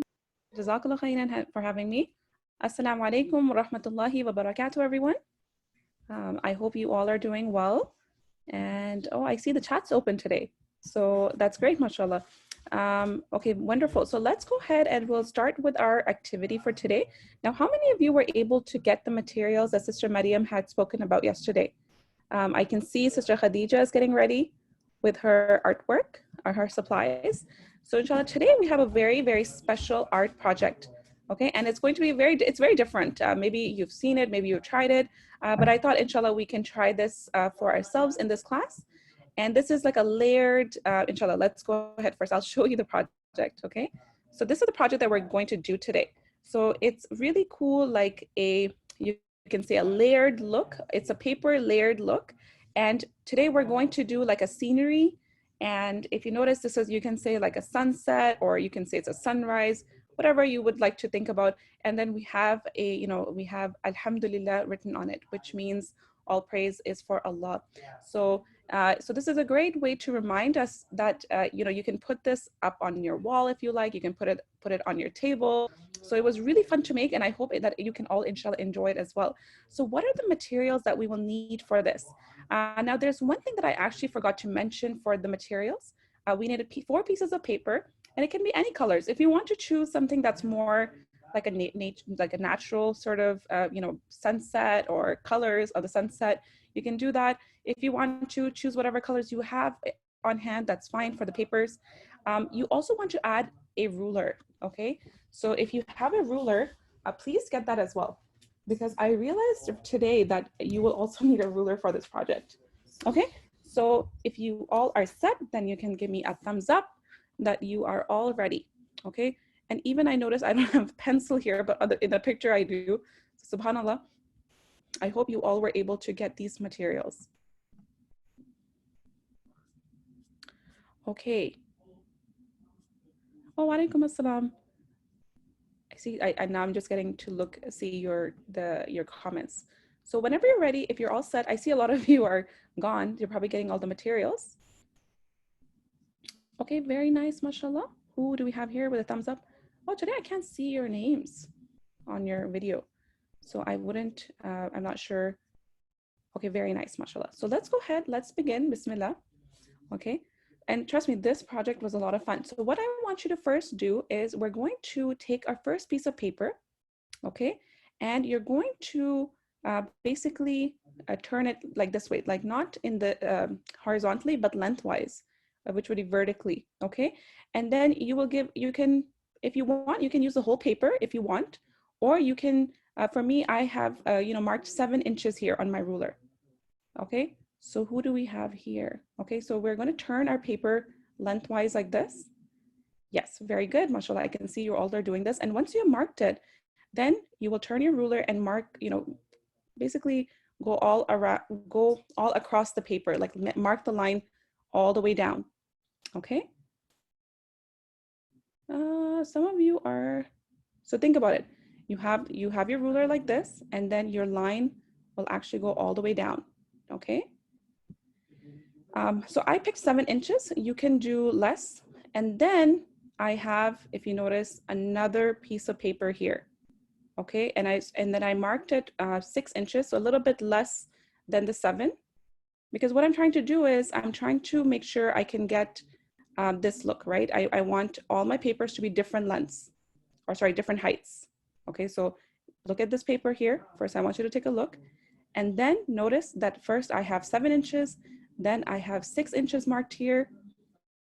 Okay, and then I have marked at 5 inches here, like, and then 4.5, okay? And then you want to cut these strips out of paper, okay?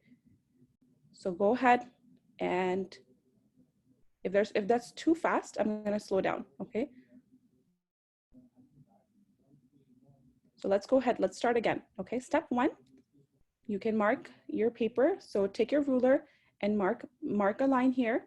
And then what I did was, then you will turn your ruler and then mark the line all the way down, okay?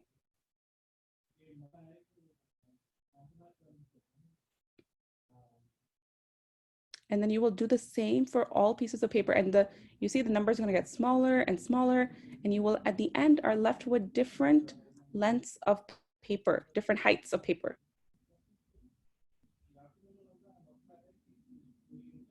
Okay, so if you have younger siblings, you might need to like help them a little bit to see what's happening here. Okay, so notice how with my purple paper, I started off with 7 inches here, marking it, then 6, then 5, and then I did 4.5 here because, I don't know, I wanted to keep it a little bit longer.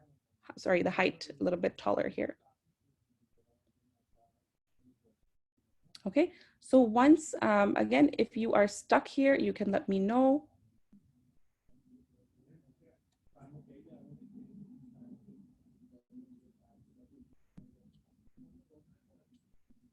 Oh, there's a little baby there, mashallah. Okay, so that is, so you can keep going. And then once you have that, you can actually start cutting your pieces of paper as well. Okay, let's say you have the lines and you should have something that looks like this at the end. So notice how my purple paper is my, is the widest here. Okay, and then I have my red paper and then my blue one and then my yellow one. So notice how it's kind of going, it's kind of decreasing in its height. So that's what we want at the end. Okay, if there's any confusion, you can raise your hand and I will love to answer your questions. Yes. In the pink hijab, sorry, I can't see your names. Yeah, are we supposed to keep the paper horizontal or this way? Yes, it will be vertical. So if you can turn your pages, yes, there we go. Yeah, I got it. Yes, I know. I think it's not very clear in the picture, in the first picture, but it's actually vertical. So you're going to be cutting your paper like this. Okay, so it will not be lengthwise. Okay, perfect. Okay. So I'm going to go back. I'm just going to repeat it one more time. So if anybody missed it, you can see how it happened. So all my papers are going to be lengthwise, not horizontal. So you can say it is not going to be very wide when that's how I started off. And then I marked my first piece of paper is 7 inches. And you can use the whole paper if you want. That's absolutely fine. And then I took my second piece of paper and then I marked it 6 inches and then the line went all the way down, okay, down, down, down. And then I did the same for the blue. I marked it 5 inches and then 4.5 inches here. Okay, once I did that, then I cut all these pieces off, the extras, and then I just removed them. And then I was left with this. Okay, I hope that is clear again for everybody. If there's any questions, you can let me know. Yes, sweetheart. You have a question? Sister Fatima? No, you don't? Okay. Okay. So right now you should, oh, I see a hand over there. Yes, sweetheart. What's your question? Can we use the small paper? Like, can we use smaller paper like this? Ooh, yep. That's fine. Right now, whatever you have, you can use. As long as you can, have these different lengths to them. Like if you notice, my purple is my widest paper. And then the red one is a little bit less than that. The blue is even less than that. And then my yellow is even less. Very nice, Sister Habiba. Yes, that's great. And you actually colored your paper. So that's perfect. Yep, beautiful. Oh, wonderful, mashallah. SubhanAllah, today I can't see your names. I'm not sure why, but I can see a really, really beautiful work happening right now. Sister Wania, that looks really good, mashallah. I think you got to hang up the instructions, even though it might have been a little bit confusing today. Yes, sweetheart. Your question? Well, I think why you can't see the names is because you can like go to more and then you can say like in the meeting settings, you can say like show names with the participants. So then if you did that, you would. Oh, thank you. That's wonderful. Okay, sweetheart, can you mute yourself because I lost your video. Okay, that's great. Thank you so much. I'm gonna try that. Okay. Okay, so let's go ahead and we're gonna go to the next part. Okay, so now what I would like you to do is, now that your paper is vertical, right? What you're going to do is you're going to turn it, okay? You're going to turn it to the left. Okay, so once you have all your, all the papers cut, okay, what are you going to do? You're going to turn it to the left, and now notice how all my papers are horizontal. Do you notice that? Yeah, so it was like this. This is how I cut it. Very nice, mashallah, brother. I see a brother, he's already done, subhanAllah. Okay, today I'm not able to, I don't know why, subhanAllah. It's okay. I can still see, mashallah, really good work happening. So that's great. A lot of papers. And I love all the colorful papers, mashallah. Okay, very nice. I can see a lot of you are showing me your papers and I love them, mashallah. They look so beautiful. And some of you have very beautiful pastel colors, and I really love those colors. Yes, sweetheart, your question? Your hand is up. Yep, go ahead. How did you cut the paper? How did I cut the paper? Yeah. So what I did was I first used my ruler to mark it. So first, on my purple paper, the width, I marked it 7 inches. And then once I marked it, then I made a line with a ruler and then I cut that. Then for my next paper, my red one, I marked it 6 inches. So do you have a ruler with you? Yeah. Okay, so let's see your paper. So let me see your paper and let's see your ruler. So if you can hold your paper up. Yes, perfect. Okay, good, good. So I see you already have a line there. Did you make a line? Yeah. Okay, so you can start, so see, like what you want to do is like turn the paper like this, lengthwise like this. Yes, perfect. Now mark, with your ruler over here, 6 inches. Can you do that? Just with a little pencil, a mark. Okay, so do that. And once you have that ready, then let me know. 6 inches? 6 or 7, anything.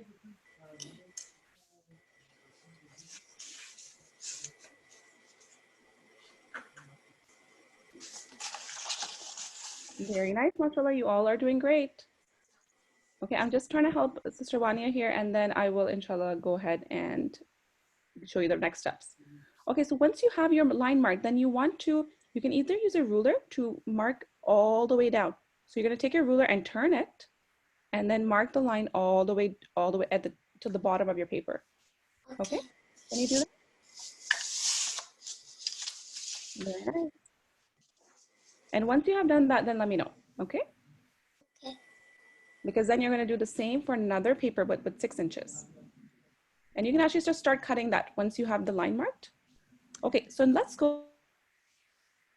This is really fun part. This is the really, really fun part where we're actually going to start, using, make some wavy lines. Okay, it almost looks like you can say like the sky or the mountains, and you will just start going up and down. It doesn't have to be perfect. It can be as you like. You can be very creative here. You can go all the way down, like deep, or up, high. Very, very neat. Okay, so once you have that on your first piece of paper, okay, then you will, inshallah, cut that around that line. Okay, so first go ahead and mark that line. And where is the sister who I was helping? Are you still there? Yeah. Okay, I'm trying to see where your video went. Can't find you anymore. Okay, so do you have your line? Did you start cutting that on that line yet? I'm still drawing the line there. Okay, perfect. So just let me know once you're done. Okay, I'm done. Okay, perfect. Now can you start cutting on that line as well? Yeah.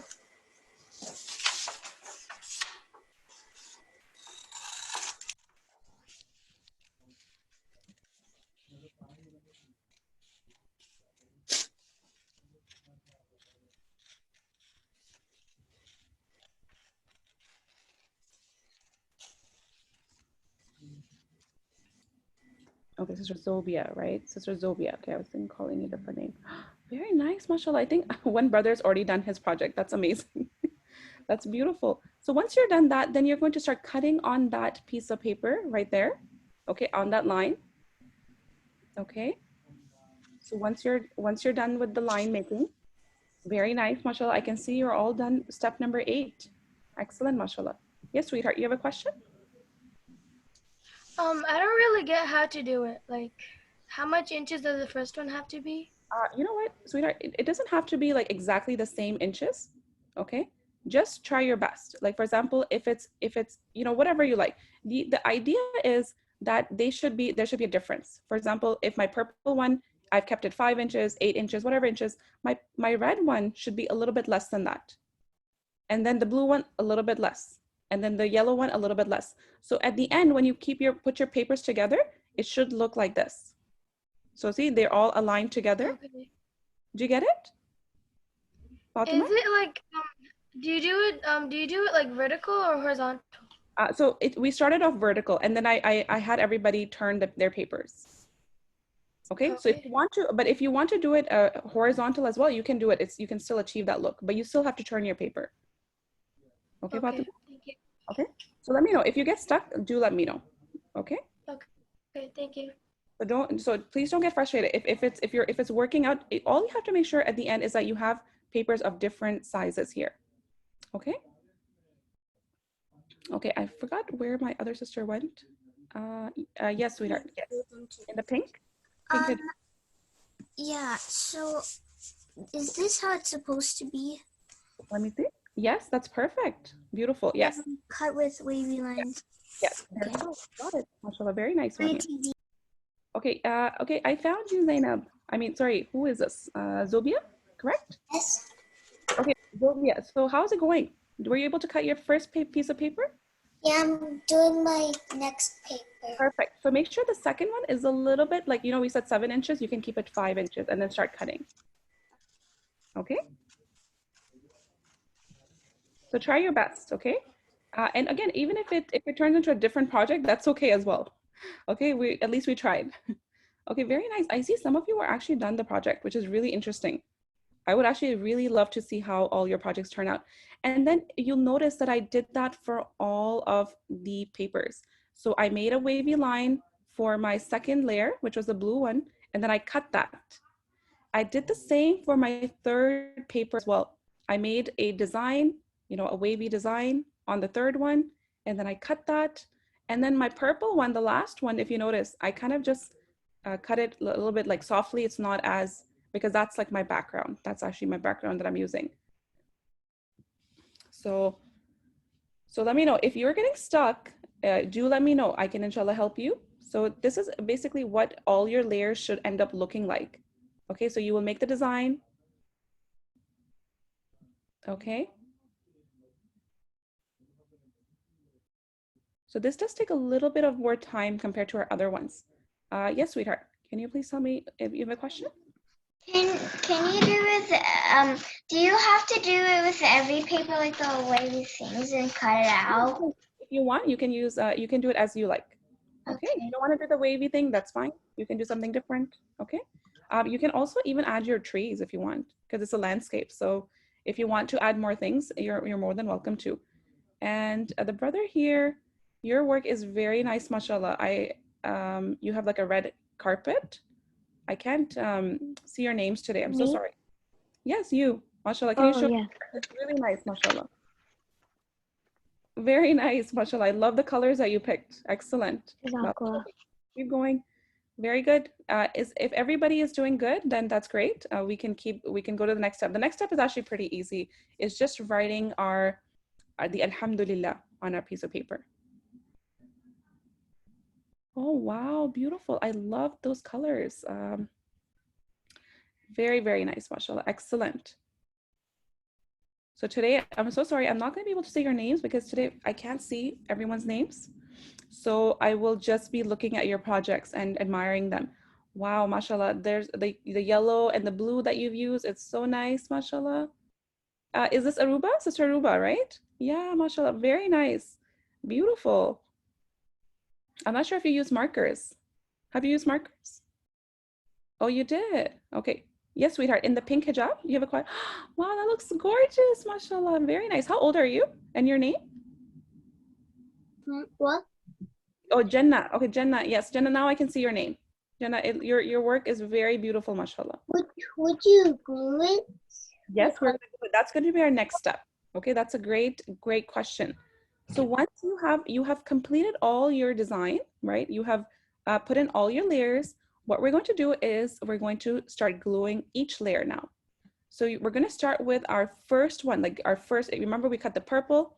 So I'm going to put my glue here, and then I'm going to keep adding my layers so that they're stuck together.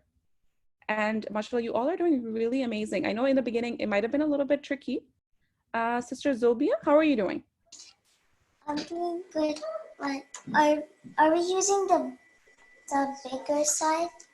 Yeah. So first, again, do you have all your papers cut? You can even use fewer papers. If it's too many papers for you, why don't you just try with 2 pieces of paper?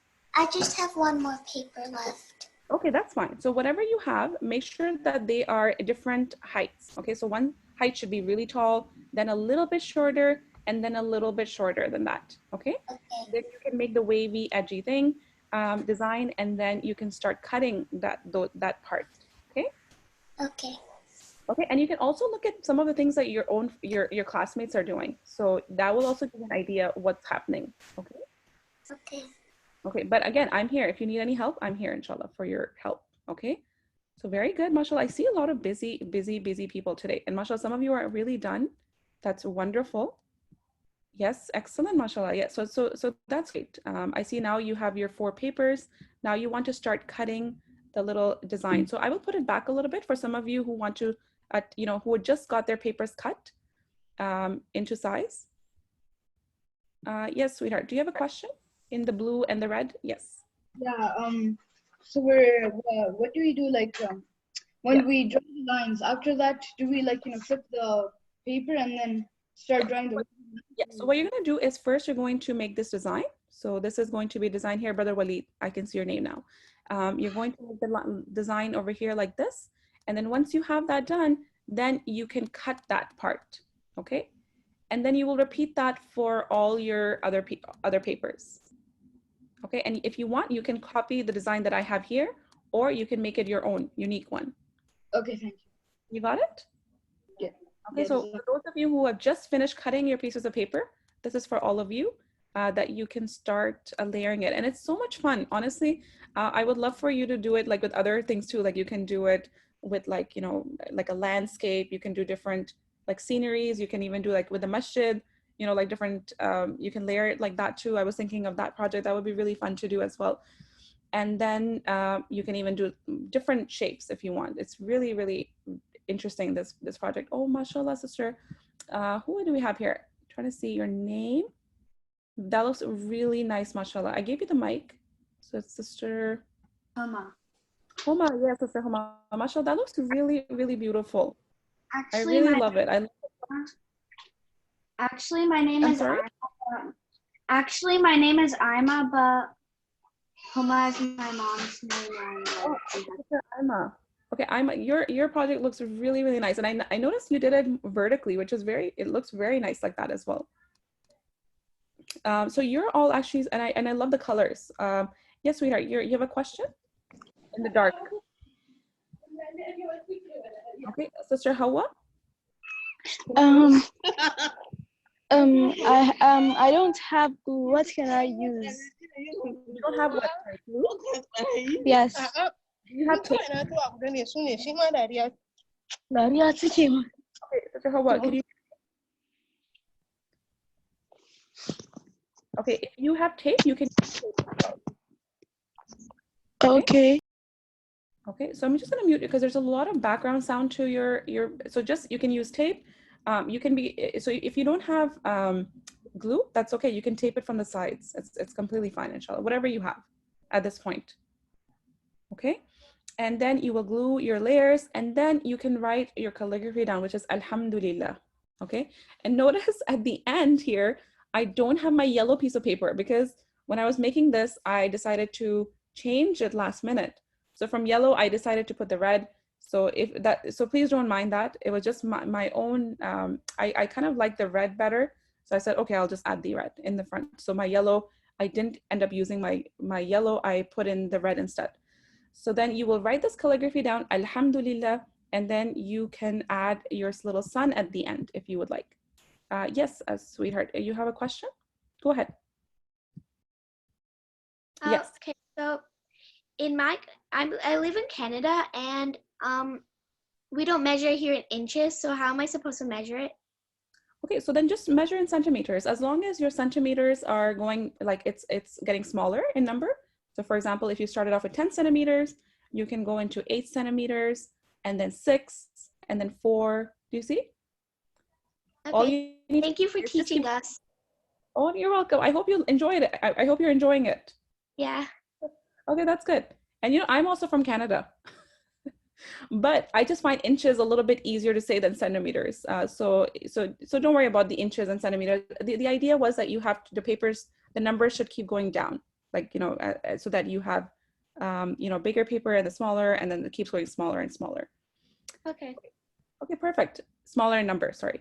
Okay, so how's it going, everybody? I hope everybody is, you know, doing okay. Mashallah, I'm really enjoying seeing a lot of you so focused in your work and really doing so well. And I love the colors that I'm looking at, mashallah. Everybody has these amazing colors that that you all have over there. So it's really, really amazing to look at, mashallah. Okay, so I'm just trying to see if everybody's doing good. Good, mashallah. Some of you have the calligraphy down. That's really nice. Very good, mashallah. Who is this? This is Brother Mustafa. Brother Mustafa, if you can also come out, like show me your whole project. Oh, very nice. Okay. Oh, very interesting, Brother Mustafa. You made something very different. Brother Mustafa, why don't you color that as well? Oh, you made like buildings and houses. That's really nice. So color that. That would look really, it's very different, mashallah. Very nice, mashallah. I love that. Very, very beautiful. Yes. Brother, who do we have here? Brother Walid, right? Yes, Brother Walid, go ahead, please. Do I have the right brother? With the red carpet? Yes. Are you able to unmute yourself? Oh yeah, me. Yeah. I was just wondering. Can we? So I don't really have the squirter with the glue. I have a gallon of glue. So can I like use a paintbrush and just glue and just use it to glue? Absolutely. Whatever you have. Whatever you have. You have a glue stick. You can use a glue stick. You have tape. You can use the tape. You have, you know, liquid glue. You can use liquid glue. Anything that just puts them all together. Yes, sweetheart. Do you have a question? Okay, I'm trying to give you the mic, but it's not letting me give you the mic. Okay, so I'm not sure what's going on. Okay, yes. Now go ahead, please. Can you make it as pockets? Oh yeah, I love that idea. That is so cool. That's a very neat idea, and you can use it for like storing notes and things. That's an amazing idea, mashallah. Barakallah feek, Sister Yusra. Very nice. Okay, lovely. Okay, so you definitely, if you want to use this as pockets, that's a really good idea, actually. So for that you will just have to glue the corners, like, you know, the edges of the paper for each layer that you're doing. I love that idea, mashallah. And then I just added a sun. Okay. And it's so nice. I hope you all enjoyed this so much. Very nice, Sister Ruba. That looks really lovely. So if you want, you can add a sun if you want. But I think, Sister Yusra, if you're using that as, it's completely up to you. But that would go at the you know, our last layer right at the back. Okay, there's a cat picture. That's interesting, subhanAllah. Okay, so Brother Maz, I see you're not doing the artwork today. Okay, no problem, inshallah. Maybe next one. Very nice, mashallah. Beautiful, beautiful, beautiful work, mashallah, everybody. Okay, so wow, look at that. I'm really impressed by all your work. So I can't wait to see all your artwork. So this is, again, my final project, and I really personally enjoyed doing this one. I hope you all enjoyed it, and you can maybe try new ones, different kinds of layers. And now what I will do, inshallah, is I will share, I would, you know, like to share all your work, okay? So now I can see everybody's names, okay? So if you're ready, whatever you have, even if you're not fully ready, you can show me your work, whatever you have so far, and then you can complete it on your own time. So Sister Hadia, Sister Hania, mashallah, that's a beautiful project. Sister Alaina, mashallah, Alina, your work is beautiful. Sister Arifa, Sister Laiba, who do we have here? Sister Inaya, Brother Mustafa, Sister Aruba, Brother Muhammad. I think you're still working on yours. That's fine. We'll come back to you. Okay. Sister, this is Brother Shahada. I think that's your mom's name, maybe. Sister Yusra, you're still working on yours. Let's do the next.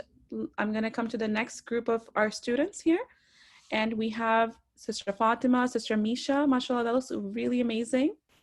Who do we have here? Sister Hiba. Sister Hiba, that looks so good. And Sister Mariam, your paper is so unique. Did you color that yourself? That looks very, very different, Sister Mariam. And who do we have here? Sister Wania, Brother Uzair and Hamza. We have Brother Hamza. Oh, we have two Brother Hamzas. Brother Hamza Iftikhar We have Sister Fatima, Sister Mahdiya, your work is amazing, mashallah. Sister Abir, that looks really different. Wow, that looks very, very unique. Sister Rahma, you've used the same papers as me. Wow. Sister Wanya, I really like yours, mashallah. Very, very nice. Sister Fatima, that's excellent. Brother Walid, you're still doing your work, which is fine. That's absolutely fine. Keep completing, inshallah. Hopefully by the end you'll be done. Brother Hamza, that is very unique colors. Very nice, mashallah. And then we have another Brother Muhammad who's working away. That's fine. Okay, next one. Let's see, Brother Ali's awesome Chromebook. Okay, we have, that's really nice. Brother Mustafa. Brother Mustafa, where are your brothers today? Did they not want to do the project today? Okay, very nice. I really like yours. Can you show it again, please? Okay, please have your work up. There we go. That's very nice. And I love how it's like a different colors, very different colors. Sister Fatima, Sister Shifa, beautiful work. Sister Haya, Brother Omar, excellent. Brother Ismail, still, okay, you're still working on your work. That's fine. That's fine. Brother Afan, very nice. Oh, Sister Zahra, you're showing me your previous work. Wow, look at that. Brother Farhan, can you show me your work, please? And yes, there we go. Now I can see it. Brother Omar, Brother Hassan, very nice. So Brother Zedmir, or the Sister Zed.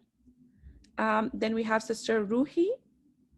Ruhi's work. Sister Shifa, Brother Hassan, very nice, mashallah. Sister Ruhi, that looks really unique, very, very unique. Sister Farhana's, Sister Hadia, wow, mashallah, all these colors. I hope I got everybody. Brother Ismail, you have two. You made two? Oh, you have two. Okay, there's two siblings. There we go, mashallah, very nice. And then we have, who do we have? Sister Rania, Sister Aisha, Sister Adan, do you have a question? Oh, you want to show your work? Okay, go ahead, please. Sister Hania, very nice. Yes, Sister Adan, you have a question? Or? Yeah, if I do it like this, I added 5 words. Okay, I'm not able to understand. There's a lot of lagging in your voice. It looks really lovely, mashallah. I really like it. Okay, and then we have HSCD. I'm not sure if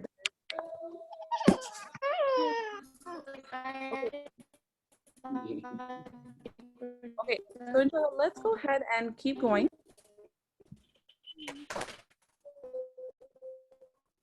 Okay, and then we have, who else is here? Perfect, mashallah, very nice. Sister Fatima, you want to show your work? Sister Fatima and Sister Aisha, go ahead, please. You have a question? Okay, yes, go ahead, please. It's not about the project, but the last like the jack-o'-lantern project. No, the lantern. The lantern. Yes. We sanded a picture. Oh, you said it. Okay, yes, inshallah, I will try to have your work, inshallah, shown on Friday. How about that? Did you email it to me? Yeah. Yes. Okay, inshallah, I will try to have some of your projects shown on Friday then. Okay. I'll see if we have some time at the end, inshallah, to do that. Sister Shifa, your work is beautiful. Can you please show that a little bit closer? Mashallah, if you can turn it to the left or to your right. Yes, there we go. That looks beautiful. I think you used colors. Oh, you did use papers. That looks really nice. So how many of you enjoyed this project? Because I enjoyed this a lot when I was making it. Wow, look at all the hands. Very nice, mashallah, beautiful. Sister Aisha, that looks really nice. And you have a picture of you there. Sister Mazaina, you have your sister. Both of the sisters, mashallah, you all enjoyed it. Brother Mustafa, you have a question or you're just waving at me? Where's your project? Can I see it, please? Yes, Brother Mustafa. I have a question. Yeah. Can you put your email on the chat? Yep, absolutely. I will inshallah put my email on my chat here, and you can definitely send me your work because it's really beautiful. Everybody's work is gorgeous. Still working on it. Okay, so it's alhuda.youthcourses@gmail.com. So if you want your work to be shown on Friday, inshallah, I will show it to everybody. Okay. So you can even send me your previous work and try to put it all in one email. So if you want to show, like, even if take a picture of all your work that you've done from the beginning to now, then you can do that. Okay, Zainab, yes, sweetheart, you have a question? Yes. Go ahead, please. I want to show my Oh, you want to show me? Oh, very nice, Zainab. MashaAllah, beautiful. And Sister Arifa, that was amazing. Very, very nice, mashallah. So Jazakumullah khairan, everybody. I'm so glad that you really enjoyed this activity. And I love, Sister Aisha, how you have clouds there. That looks so nice.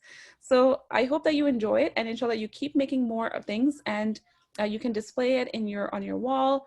Again, if it's big enough, you can actually put it on your table, so that you can it reminds you to say Alhamdulillah, right? So these are the reasons why we actually have something written on it. So every time you look at our work, we can remember to say Alhamdulillah, because we're so grateful to Allah subhanahu wa ta'ala for all the blessings that we have received from Him. Alhamdulillah. So Jazakumullah khair, everybody. And my email is there on the chat area. If you want to send me your beautiful project, you can do that at alhuda.youthcourses@gmail.com. Okay, I will see you all on Friday, but you definitely have class tomorrow. Oh, Sister Ayla, you have a question? Or you want to show me your project? Yes. It looks beautiful, mashallah, Sister Ayla. I love your work, mashallah. Very nice. And actually, Ayla's my sister's name. I'm Amna. Oh, you're Amna. Okay, that beautiful name. Both of you have very nice names, mashallah. And I see there's Faria, right? And Hala, right? Very nice, mashallah. I love the colors that you have chosen. Very, very nice. Sister Khadija, you have a question? No, I just wanted to show my work. Oh, beautiful, mashallah. It's very nice. So what did you think about the project, Sister Khadija? I loved it. It was amazing. Yeah, okay, good, mashallah. Jazakallah khair. I really hope that you can make more of these. Sister Faria, how about you? You want to show your work? Yeah. Yeah. Very nice, mashallah. Beautiful. Very nice. Jazakallah khairan. And Sister Mozaina, I can see your work. And is that your sister there with you? Very nice, mashallah. And your work looks very shiny. I wonder, what kind of paper did you use? We did tape, so it's kind of shiny in the background. Oh, wow. That's very, very different. So you used a tape. Is that right? Yeah, and my sister wanted to show hers. Yeah, no, that's very nice. So like her name is Mazaina, but my name is Mazneen. Oh, Mazneen. Okay, both are M's. Very nice. Very nice, mashallah. Lovely, lovely work. Sister Jenna, I love your work. Brother Muhammad, you have a question? Yeah, so wait, what was I gonna say? Oh, I think I forgot. Okay, no worries. Okay, if you remember, then you can let me know again. Brother Uzair, very nice, mashallah. Brother Uzair and Hamza, I guess that's your brother.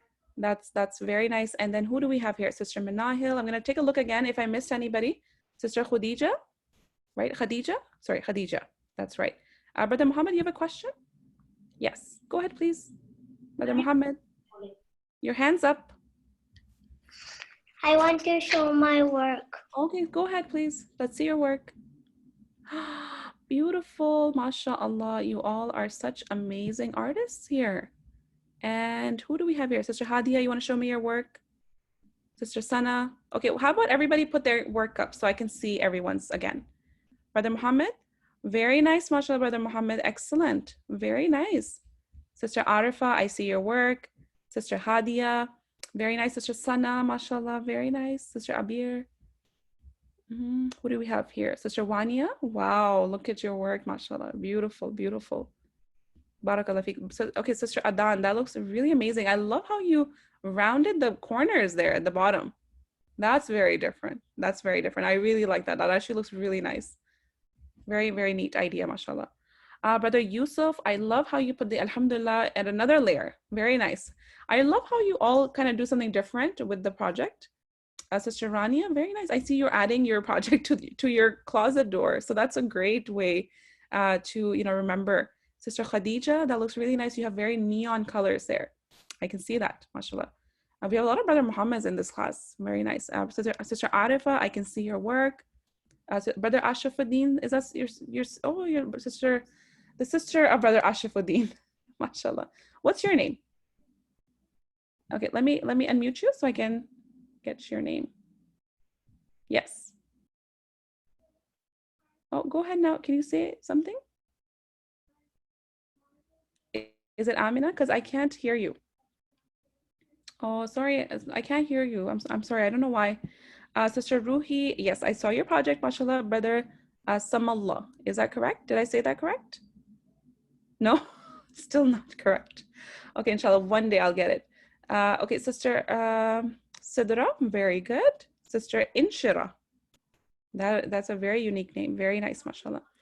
Jazakumullah khair, everybody. I love today's project. Everybody did an amazing job. And I have to go now. Otherwise, I would love to sit here and talk to you some more. Sister Sahar, I see your work, mashallah. Sister Fatima, that looks gorgeous. Very nice. I wonder if Sister Zubia is still here. If she was able to do her work or not. Oh, there she is. Sister Zubia, were you able to do anything? How did your project turn out? You want to show it? This. Very nice, you did it. I'm so happy. I just didn't get to get the one alhamdulillah. Okay, inshallah, I'll put it up and then you can take a look at it, okay? Okay, and then Brother Muhammad, yes, you remembered your question now? Yeah. Can you show the finished project by any chance? I will just put up the presentation one more time. So if somebody missed something, they can inshallah take a look, okay? Jazakallah khair. Okay, wayakum, jazakumullah khairan, everybody. So here you are. And if there's anything that you want to add or remove, you can do that, inshallah. Okay, jazakumullah khair, everybody. I will see you all on Friday with a new project, and I will also show some of your projects. So if you want me to show your work, please email me at alhuda.youthcourses@gmail.com. I will inshallah try to show your projects here, okay? So jazakumullah khair for everybody for your participation, and we will see you all tomorrow for our class with Sister Maryam, okay, and Sister Shazia. سبحانك اللهم وبحمدك أشهد أن لا إله إلا أنت أستغفرك وأتوب إليك. السلام عليكم ورحمة الله وبركاته.